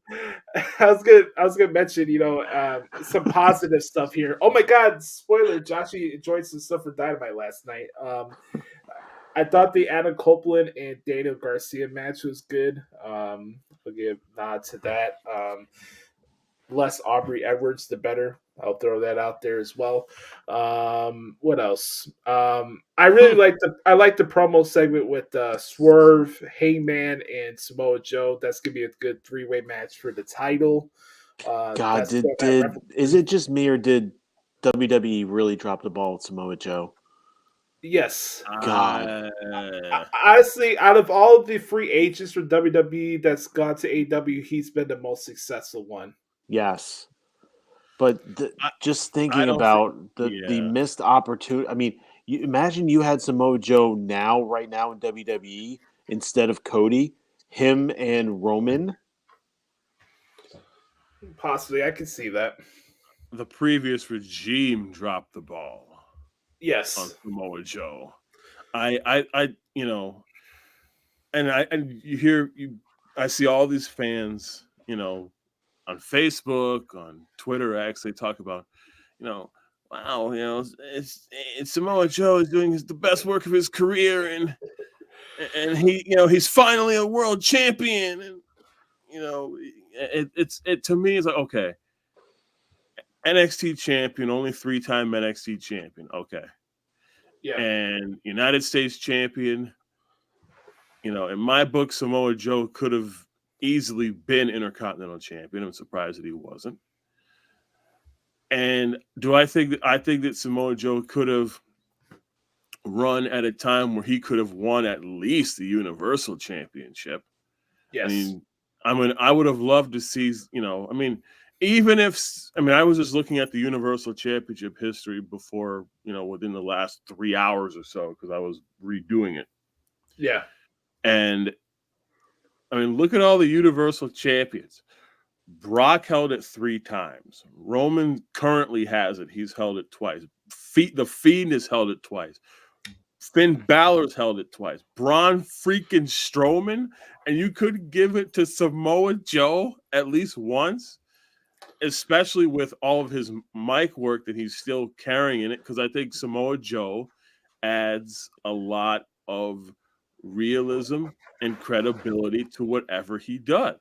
You want to talk the way about he carries himself. Yeah, you want to talk about missed opportunity? Josh, you were just mentioning, why didn't they give an IC title run to him? Imagine Samoa Joe and Gunther. Yes. Oh God. Give me, no, for real. Give me a 30-minute Iron Man match. Yeah. Shoot, I'll rep that. I'll rep that like I was Rudy Charles. Give me that. Yeah. Give me that. That match would make Ishii and Shingo blush. Are you? Yeah. Yeah. I mean, oh my God. I mean, hell, can I have Samoa Joe and Dijak again? Oh, please. He's killing it on NXT, man. He is killing it. Fantastic. Oh, I mean, hell, do freaking and I'm biased. I am extremely biased, but I can say it. Honestly, do Samoa Joe and Braun Breaker just for the fuck of it. Why not? Yeah. Yeah, why not? All right. Just the adaptability. Meaty men slapping meat. I was thinking about that when Josh. I was thinking about that, but yeah, I think it's just as Big E would say. Yes, and I think with the missed opportunity, I think you're right. As far as the crossover, it is Samoa Joe right now, because now that he's the champion. But you know what happens? When you become the champion, what else is there for you to do? Take your ball. MJF lost it. Yeah, I mean, hell, MJF lost the championship. We haven't seen him since. Can I just say that Edge just feels like a guy now? The fact that they had to implement Nick Wayne's mother to get heat onto Chris. Oh, don't get me started on that. No, but seriously, this is how stupid this promotion is. Like, to necessitate a third match in a 4-month span between Adam Copeland and Christian Cage, where you could really capitalize this and spread this out properly. Last night they have the best Nick of Wayne's... 5 series, Josh. Yeah. Hey, WCW, go best of 7. Awesome. I couldn't give two shits. AEW's wins and losses mean as much as WWE's wins and losses. Let's throw that out there. Hey, everybody, the power rankings are back. That's another story for another time. But seriously, they had this match last night, and they have Nick Wayne's mom give Edge a low blow. Like, come on, man. Oh, God. All right. I don't want to drag this on because AEW... I mean, like I said, there's a couple stuff that I did like. Don't get me wrong. I liked the Will Nightingale and Sky Blue match. I thought Moxley... Sky Blue, though. Yes. Very nice. Yes. Yeah. John Moxley and Dax Harwood was solid, but, I'm just so indifferent towards... Did Moxley bleed again? No, he did not. He did not. I was surprised, to be honest with you. But I lost money on that. I'm so indifferent to the Blackpool Cuckold Club that, like, I just don't care at this point. I really don't. You want a T-shirt of that? Hey, man, I just call it like I see it. That's all. I don't know what the Renee Young sees in that twat, but that's neither here or there. Anyways, let's get pro wrestling tees on the line. One of the big mysteries in the history of modern professional wrestling. Right. All right. Let's get into the excrement impression. This is a staple here as we conclude all of our AEW segments here on the podcast. All right. Wish you luck here. Hopefully I don't lose my breath by the end of this because we got a lot to run through. All right. Don't forget, by the way, Collision is not on live this Saturday due to the NBA All-Star Weekend, so don't expect me to mention anything as far as the shows on Saturday. But anyways, here we go. Coming to you live tomorrow night on TNT. It's another stellar edition of AEW Rampage. Here are your matches. We have the Bang Bang Scissor Gang taking on the Dark Order, Jeff Jarrett, Jay Lethal, and Satnam Singh in a 12-man tag team match. From there, we have Anna Jay taking on Queen Amina. We have Dustin Rhodes and Devon Eriks in trios action. And the main event, a no disqualification pitting Sammy Guevara against Jeff Hardy. Then don't forget, coming up on March 2nd, live from the Greensboro Coliseum in Greensboro, North Carolina, it is AEW Revolution. Here are your matches. First, we have Will Ospreay take out Kenosuke Takeshita. All right, let me do Revolution again.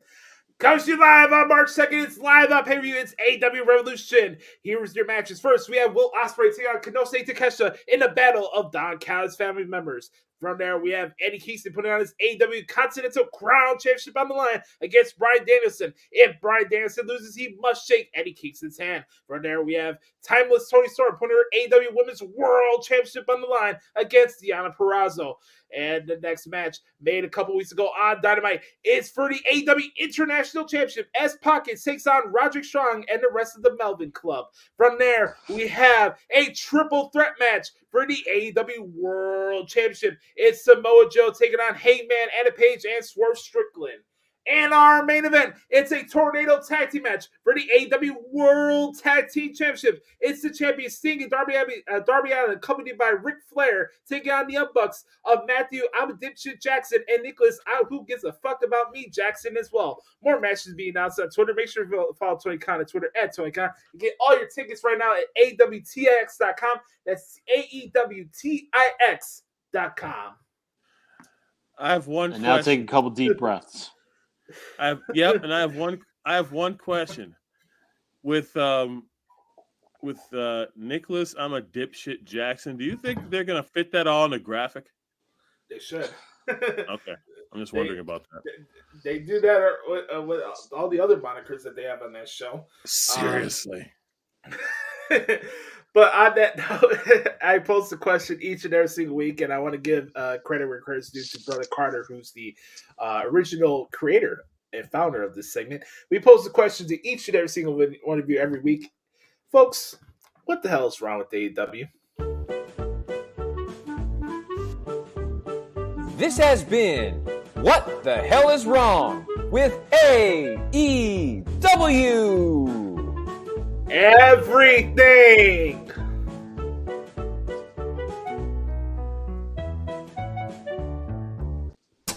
Fuck this shit, I'm out.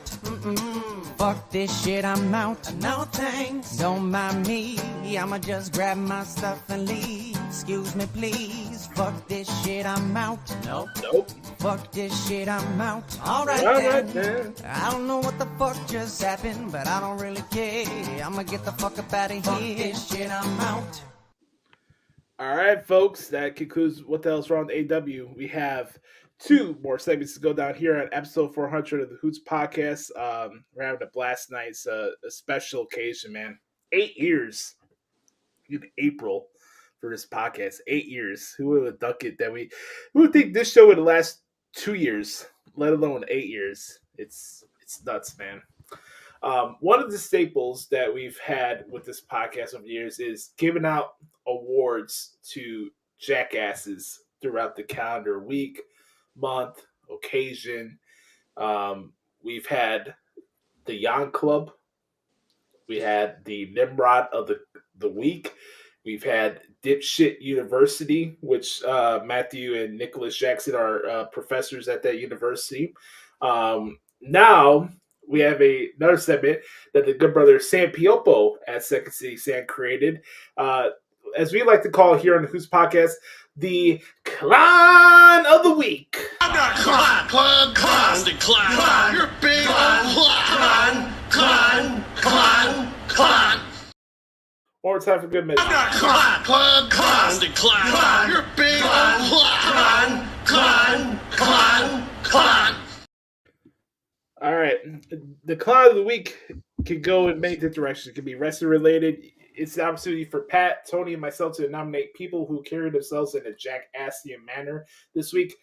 By the way, I do want to say this on a serious note. My thoughts and prayers go out to everybody that was affected by those ridiculous shootings in Kansas City yesterday of this recording. Just pathetic and disgusting, to be honest with you. I mean, that's your clown of the week right there. Yeah, Nothing else has to be said. That's forever. That's definitely one of them for sure. It's just disgusting, man. I mean, I could say a million things, but we really know what the root of the issue is here. And it's going to get down to a rabbit hole people don't want to go down to, because I know it's going to get petty in a couple months because, hey, everybody, it's election season. It's suddenly you could get impeached and still find a way to be considered a nominee for the presidential campaign. It's bullshit. The country sucks. But yes, that's definitely a nominee for sure. My clown of the week, however, goes to a host here in Chicago. His name is Danny Parkins. He is a midday on-air host on 670 The Score, which is a CBS sports radio station here in the city. He started his show on Monday with a live video of him wearing a Caleb Williams jersey. There is people who do stuff like this with agendas, like Meltzers of the world, and you guys know who they are with people that have agendas. Then you have this ass hat that starts off the show with a Caleb Williams jersey, pontificating that this guy is going to be the second coming of Patrick Mahomes. God knows what's going to happen with the Bears when the draft happens in April. Danny Parkins, stay off my radio stations, please. You have no inkling of whether or not Caleb Williams is going to be a Bear or Justin Fields is going to be traded to another team. You're not doing us any favors. Stop leading the Bears fans astray. They are paranoid as it is. And I can say that as a Chicago Bears fan. I don't know a fan base in sports that's more paranoid or delusional than Dallas Cowboys fans, than Bears fans. They cancel each other out, to be honest with you. And it's just a three-ring circus. Nobody in this city knows what a good franchise quarterback would look like if it slapped them in the face. So, Danny Parkins, from me to you, you are the clown of the week. Yeah, is there any other jackasses that you want to nominate here? Nope. See, there's another one. Let's see. I guess so. So I'll take umbrage with one thing that you said. Okay. And that is about a paranoid fan base. You forgot about the very much delusional New England Patriots fans. Oh boy.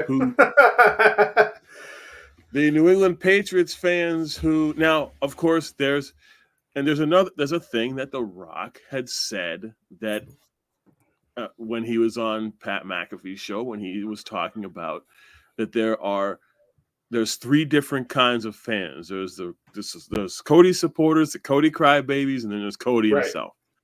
Exactly. And the New England Patriots fans who and hey, I'm in the region, so I guess I'm a fan, but the majority of the fans who you were living in a generation where, hey, you had the 199th pick in the draft, you didn't expect that this guy would be the greatest quarterback of all time, at least right now. Who knows if Patrick Mahomes is ever going to catch him, but we'll figure that out. It's going to be a good thing to see. Yeah. But at the same time, it's falling apart, and you almost don't want to accept the fact that it's over. You don't want to accept the fact that, if we can just get another Tom Brady, when in fact you had Tom Brady and you lowballed him, didn't want to pay him the money that he deserved. That's why he left, and then went to another town, another team, and got another Super Bowl. So now you have one player that has more Super Bowls than any team or anybody ever. And the fan base just can't let it go until they're forced to let it go. So, and you know what? And you're pulling at my heartstrings because I'm a New England Patriots fan. Listen, and just for the record, I am not naming Patrick as one of these fans because I listen to sports radio, and you could get all these calls about what about we do this, what about we do that. They don't even know what they're going to take in the third pick of the draft. It's either going to be a quarterback, or it's either going to be a tackle, and they have no idea. The radio hosts are just as confused as the Patriots are. They got Gerard Mayo as new head coach. Right. Mayo just got on the job. It's as big enough of a task as it is trying to follow Belichick. Yeah. And you're absolutely right. And you know, it's like what Rich Eisen said to Chris Brockman when Tom Brady left and he got a Super Bowl. He said, Chris and the New England Patriots fans, welcome to the rest of us. Yes. And ultimately, that's where we're at. Hey, I was around when the Patriots had Bledsoe and they sucked, then they got good, and they went to a Super Bowl and they lost, and then they got Brady and everything changed. I was around when the Bruins were just on the cusp of getting to that Stanley Cup. They couldn't get over to the hump, and they had to trade Ray Bourque, and then Bourque ended up getting his cup, and everybody's cheering for him. Right. Hey, things happen in sports, just like things happen in wrestling for a reason. You don't have to like it. You don't have to accept it. Hey, Ric Flair had his last match. We didn't like it, but we had to accept it. It's just the way that it is. Yep. So I'll say not the whole fan base, because there are good Patriots fans and good fans of sports teams that want the best for their teams. But there are the fans out there, and you know who we're talking about. There's fans out there that when they talk about the team, they say, we did it. Like they were on the field, like they did something. Pat, you want to retort here? No, I mean, I'm not saying Tony is absolutely 100% right. I'm not saying Pat. I will make an addendum, a footnote to his statement. The only fans that could say that they were on the field were the fans that owned stock in the Green Bay Packers when they won the Super Bowl. Yes. That is the only, because that team is owned by fans because they buy stock in the team. That's the only team that fans that have a right to say that. Yep. But when logically speaking, of course. Yep. But when all you've done is order online because you haven't felt like, you wanted to go to the game and go to the pro shop and order a jersey. but the Patriots win. You don't even go to the parade, but we won 6 championships. Where were you on the field? I was that kind of fan at one point in time, and then my brother-in-law, I met my brother-in-law, and that all changed. My sports viewpoint drastically changed at that point. Yep. So delusional sports fans who claim credit for something that they've never participated in. Mm-hmm. Those guys are my clowns of the week. And you know what? You know what those people do now? They spend time ordering them some chicken McNuggets and buying OnlyFans subscriptions. So that's where we are now. But on that note, what a combination. We got one more segment to do here on episode 400. We're going to have a little session that we like to call here the Back Porch Q&A session. And we're going to do that right now. We'll be right back after this final commercial break here on episode 400 of the Hoots Podcast. We'll be right back.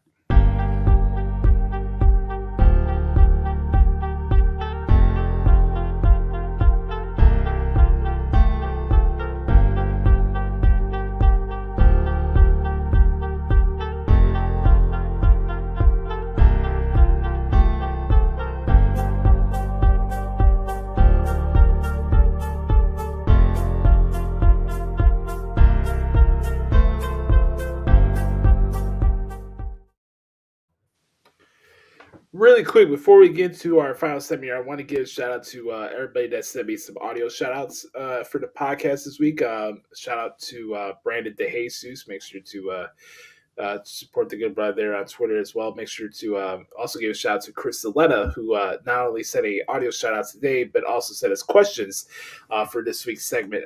Chris Saletta, if we could do us a favor here, let's throw up the X really quick here for Chris. Chris has been a loyal supporter as far as contributing and sending us questions each and every single week.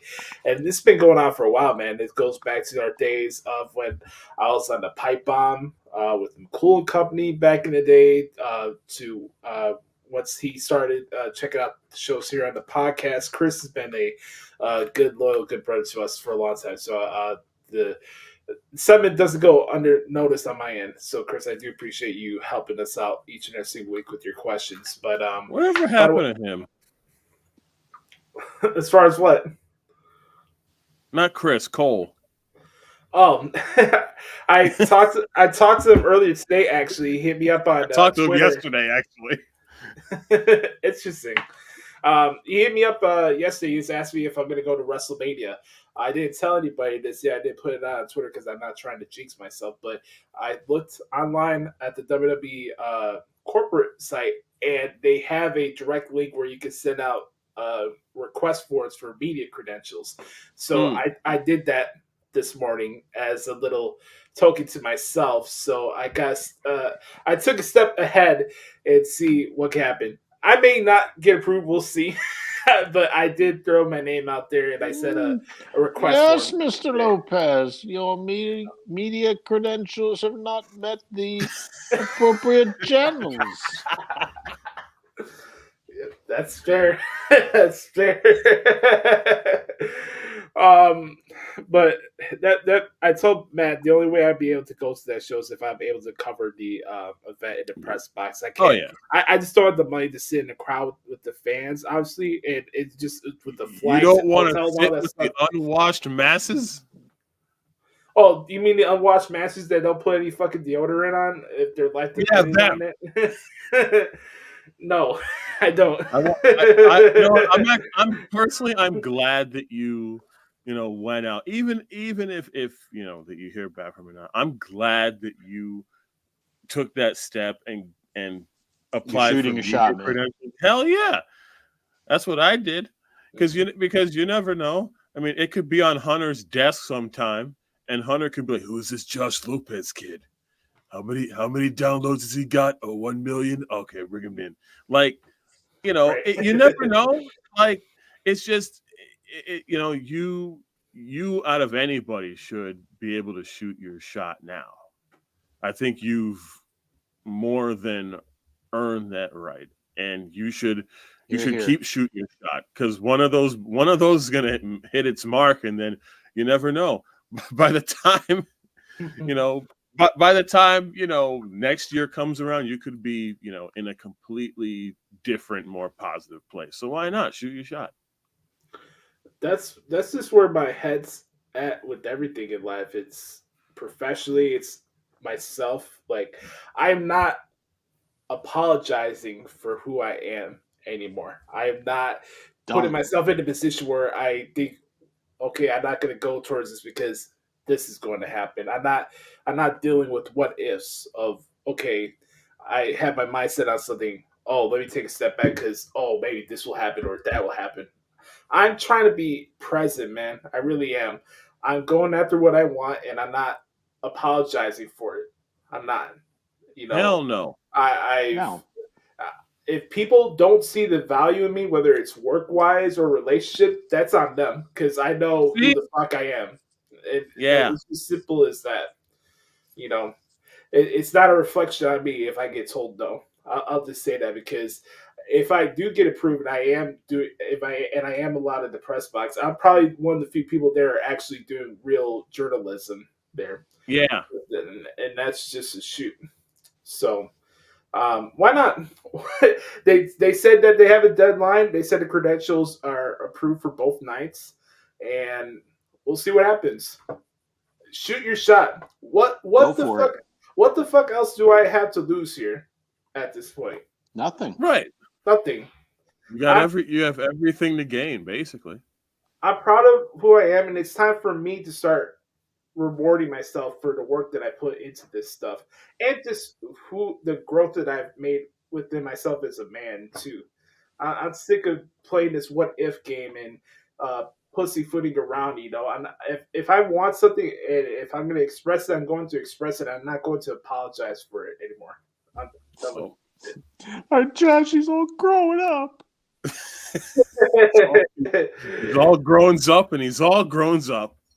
Right. He's gonna want a car next. Oh, okay. We're stretching it there. I am not driving. He's gonna buy chicken nuggets on his own now. That would definitely not work with the weight loss stuff that I've been doing for the last couple months. So I cannot do the chicken nuggets. But anyways, let's answer some questions here for Chris, because it's time for the Back Porch Q&A session. For those who are watching live, you can ask us some questions as well. And Pat, Tony, if you want to throw in any questions here or there, you can do that as well. Let's see what we got here, shall we? Let's see what Chris has for us this week. What up, Boost? Here's a question for the Q&A this week. Does Daniel Garcia, whenever in 2024, resign with AEW or jump to WWE? At this point, I'm probably gonna say he's gonna resign with AEW. I think he probably thinks highly of Tony and the opportunity he's given to him. Though maybe people think on the surface that Chris Jericho has helped his career. I think otherwise. Chris Jericho hasn't really been benefiting anybody on that roster for a while now. But he's very talented. I enjoy his matches. Like I said, I enjoyed the match he had last night with Edge. But I don't see him going to WWE right now. Can it happen down the road? Sure, but I do not see that happening right now. I'll agree with that.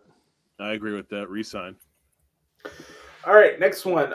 Would you put MVP with Oba Femi? Yes. And yes. Oh, yeah. Yeah. I don't know if you're familiar with Oba Femi yet, Pat. He's from NXT. He's the current NXT North American champion. Yeah, I've seen him. He is absolutely. You can't miss him. have him. Yeah, exactly. I mean, look what he's done with Omos. MVP is tremendous, and I have stolen a couple of lines from here. Big things popping, little things stopping. That's very true. But hey, man, Obafemi is pretty good for a guy his size. I will say that. I liked what I see so far. The match he had with Dragon Lee at Vengeance Day was pretty solid a couple weeks ago. But yeah, I think MVP can do a lot of good work with him. That's a great question, Chris. All right, so I got one for you.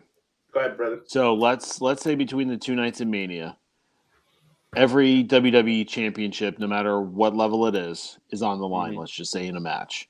Yes. Okay. Over or under 4.5 title changes at Mania between the two nights. Wow. I'm gonna go under. I do believe 3 title changes will happen, but I'm gonna go with the under there. Oh boy. Damn. I'm gonna go just to play devil's advocate. How many title changes did you say? I said over under 4.5. WrestleMania, Showcase of the Immortals, 2 nights of WrestleMania. Oh well, now, the thing it's is, a long shot that they put. It's a long shot that they put all 8 titles on there because you have both men's heavyweight. I mean, I don't think the women's tag titles are going to be on the line to be fair. So, but just does a kickoff show count? Are they still doing matches on the kickoff show? Well, for members of Peacock Premium Plus, they probably do. Oh, right. I'm gonna go with Josh on this one. I'm gonna say under, just under. It would be more if the tag titles weren't merged. Yeah, if they were kept separate. But I'm gonna say under. When are we gonna get new tag titles? It's been way too long. It's been a year. You mean the nickel and dime tag titles? When are we going to get new ones? That'll happen when the Judgment Day loses their titles. That's when the new titles. Because I've heard from my buddy Andrew Baydal that the titles were made like separate like designs. I think Yep. you'll get one for each brand once the Judgment Day loses those titles. I don't see Miz and Truth coming out every week with double penny straps, nickel straps. But let's go to the next question here. Music one here. Who would you have performed at the Super Bowl next year? That's an interesting one. Where is the Super Bowl next year? New Orleans. New Orleans.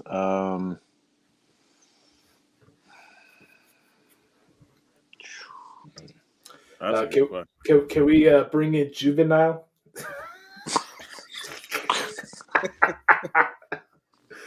Hey, he's from Louisiana. I mean,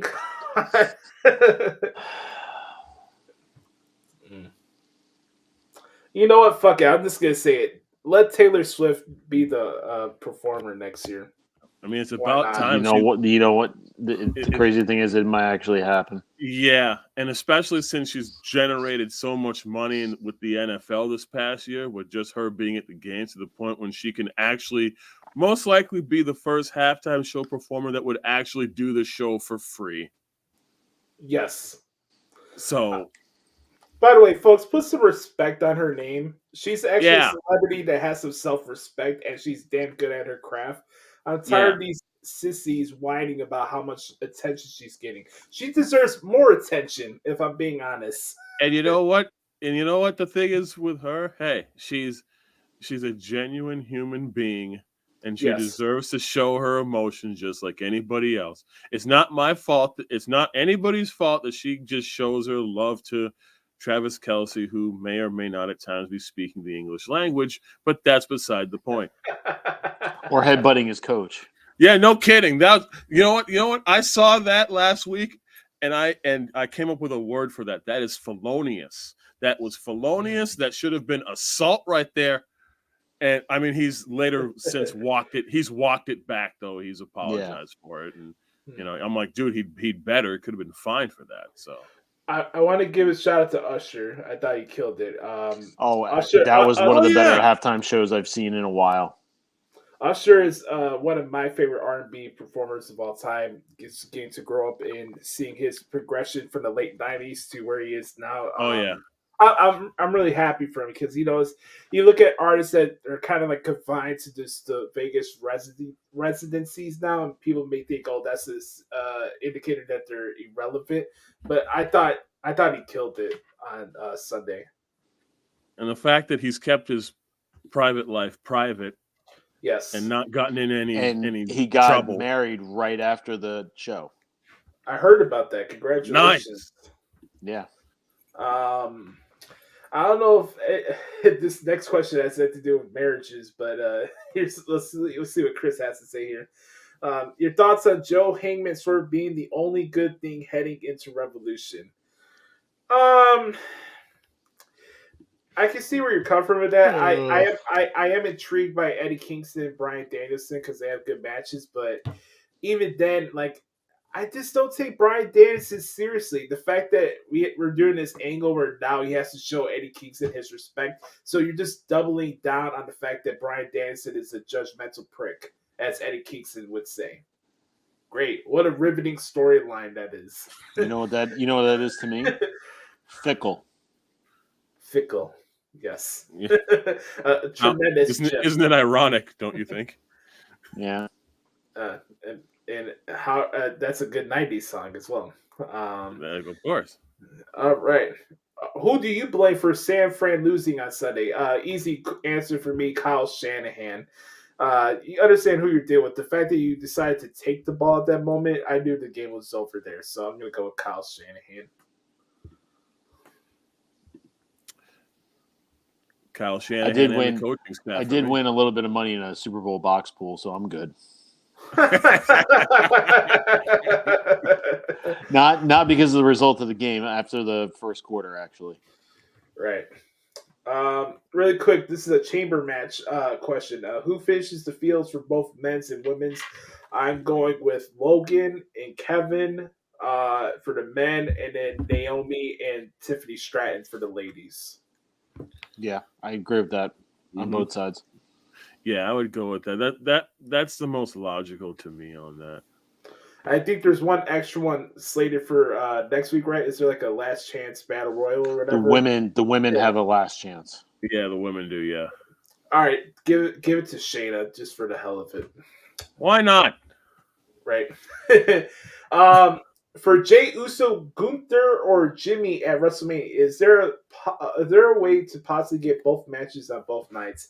No, I don't want this to become some New Japan thing where we have multiple title matches for the same title on both nights. Like, No. I got it that whole first year that they did it with Jay White because he was such a prick that everybody wanted to kick his ass. But I don't like that concept. If you have one singular show, leave that title match be what it is for that event. I don't. This isn't WrestleMania 10. Yeah, so that's a big no to that one. Now what was he asking? Did Jay and Jimmy or Jay and Gunther WrestleMania? Yeah, so basically, like Jay would fight Gunther night one, maybe, and then Jay wins, and then he defends the title against Jimmy the next night, something like that. I think you have I think the Jay Jimmy thing at the Royal Rumble for right now is going to be your blow off for it right now. Right. Yeah.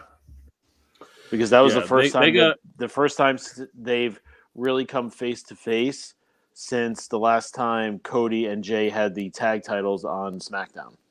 Yes. Right.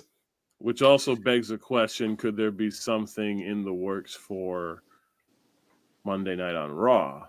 Because after doing my math, and Josh and I talked about this, which is nobody's talked about it, Gunther right now will tie the all-time duration record for holding the Intercontinental title. Yes. I'm not talking like one reign. I'm talking like all time, all reigns combined. Wow. So Pedro Morales is at 619 days. Gunther on Monday will have tied the record. So if Gunther beats Jimmy or retains the title in any way, he'll break the record. Let me just say this: Gunther is the best pound per pound wrestler in the world today. That's not even a debate. The mat is sacred. Give me. I've said it before on this program, and you know where I'm going with this. Yes. Roman Gunther. I need it. I need it injected into my veins. I'm just waiting for Paul Heyman to start crying with the number of chops that is. Oh my god, my triple chief! Yeah, he'll be looking to friggin' Sir Rudy Charles. Oh my god, is there anything you could do about this? Right. Speaking of the tribal chief, that's a good transition for this next question. Chris asks, let's say Roman and Rock versus Cody and Seth does take place at Mania. What night would you have the match and where on the card? I just keep it simple and let it be main event of night one. Nothing's going to top that. So let's not overcomplicate it. If you want to do the whole Daniel Bryan bit where Cody's opportunity is on the line, and you do that as the first match on night two. No, hell no. I'm done with this kind of BS where it's like, because then that literally cheapens the Royal Rumble. It cheapens it so much. It does cheapen the stipulation of the Rumble, but it also plays into Rey Mysterio in 06 all over again. It's the power struggle thing where The Rock tries to oversee Triple H's decision too. It's something to throw out there. I will say that. It's something to throw out there, but it's not something that I would do. At this point in time, it's so asinine because then literally that's like, well, why do you have the Royal Rumble then? Right. I don't disagree with you. I don't. I mean, it's like, look at Austin. I said it on my show. Austin wins the Rumble in 97. He never even got his title shot at WrestleMania. Yep. That's true. that happens. 99, what happens? Elder McMahon wins the Rumble, gives up his Rumble spot because he didn't want to face The Rock at WrestleMania. Austin gets a title shot on a technicality. He decides to put it up against McMahon in a cage. Look at Ray in 06. Ray wins the Rumble outright. 62 minutes, wins the Rumble, and then what happens? Randy Orton goads him into putting up his spot at WrestleMania on the line and No Way Out. Randy wins. Randy gets his spot at WrestleMania, and then what happens? Thaddeus Long comes out, and Thaddeus Long comes out and literally, not even 8 weeks away from 8 weeks post Christmas, gives Ray a shot at WrestleMania in a triple threat. All I'm saying is, and I agree with Pat, this is what I'm getting at. All I'm saying is, if you want the Royal Rumble to mean something, especially when they put in that time to earn the spot, then they earn the spot. Why do they have to jump through hoops to keep their spot after they won it? That makes no sense. Then why have the stipulation in the first place? Because I can do what I want, damn it. That's not a factor anymore. Thank God. All right, two more questions here. If the tag match doesn't take place at Mania, I have an idea for The Rock, one-on-one with Randy Orton or Kevin Owens. What do you think? There's history with Rock Orton. Owens says he's wrestled Cena, Austin, and Rock would be the final piece of his puzzle. That was his fancy booking idea. I guess the only way it would work with Kevin is if he represents Triple H against The Rock. That's the only way I could see that being a possibility. That's a long shot, though. Kevin Owens is involved with Logan Paul right now. Orton I like because there's history there, but Orton would be the only one. I said this before. Bringing Kevin Owens into anything involving the bloodline right now does not make sense. He's involved with Logan Paul. There's there's that blow off there with Logan Paul and Kevin Owens leading to Mania. That's where you keep him. The only reason that Kevin Owens would be involved in the bloodline, I think, is if the bloodline interjects himself with anything Sami Zayn related. That's it. Mm-hmm. That's it. Other than that, I mean, look what happened, that beat down that they did at the Royal Rumble over a year ago. Right. That's it. Keep them far apart. As they won the tag titles. That's his comeuppance. That's it. Right. I got one more question here for this segment here. The final question for the show today. If the plan is Rhea and Becky at Mania, would you have Rhea retain? Is Liv Morgan the one to dethrone Mommy? Yes. I'll co-sign on that as well. I honestly think you have Liv win Women's Money in the Bank again. It could work. And then you have her cash in on the surprise on Rhea. Right. So give Rhea another 4 months with it. And then have Liv do another surprise cash in. Yeah. Well, that's the thing. Like, you could have Rhea beat Becky. It's not going to damage her. No, it's not going to damage her anyway. Right. Like, and then she could take a couple months off because it's really going to hit her character-wise. Like, her ego is going to get bruised. And honestly, I do believe Seth Rollins is going to take some time off at the WrestleMania. So you have both of them have some time with their daughter. And, maybe she goes to a different brand or something like that.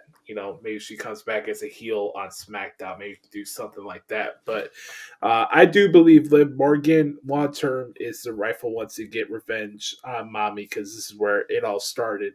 Even when the Judgment Day first started, Rhea was having stuff going on with Liv Morgan. So it's something to look out for.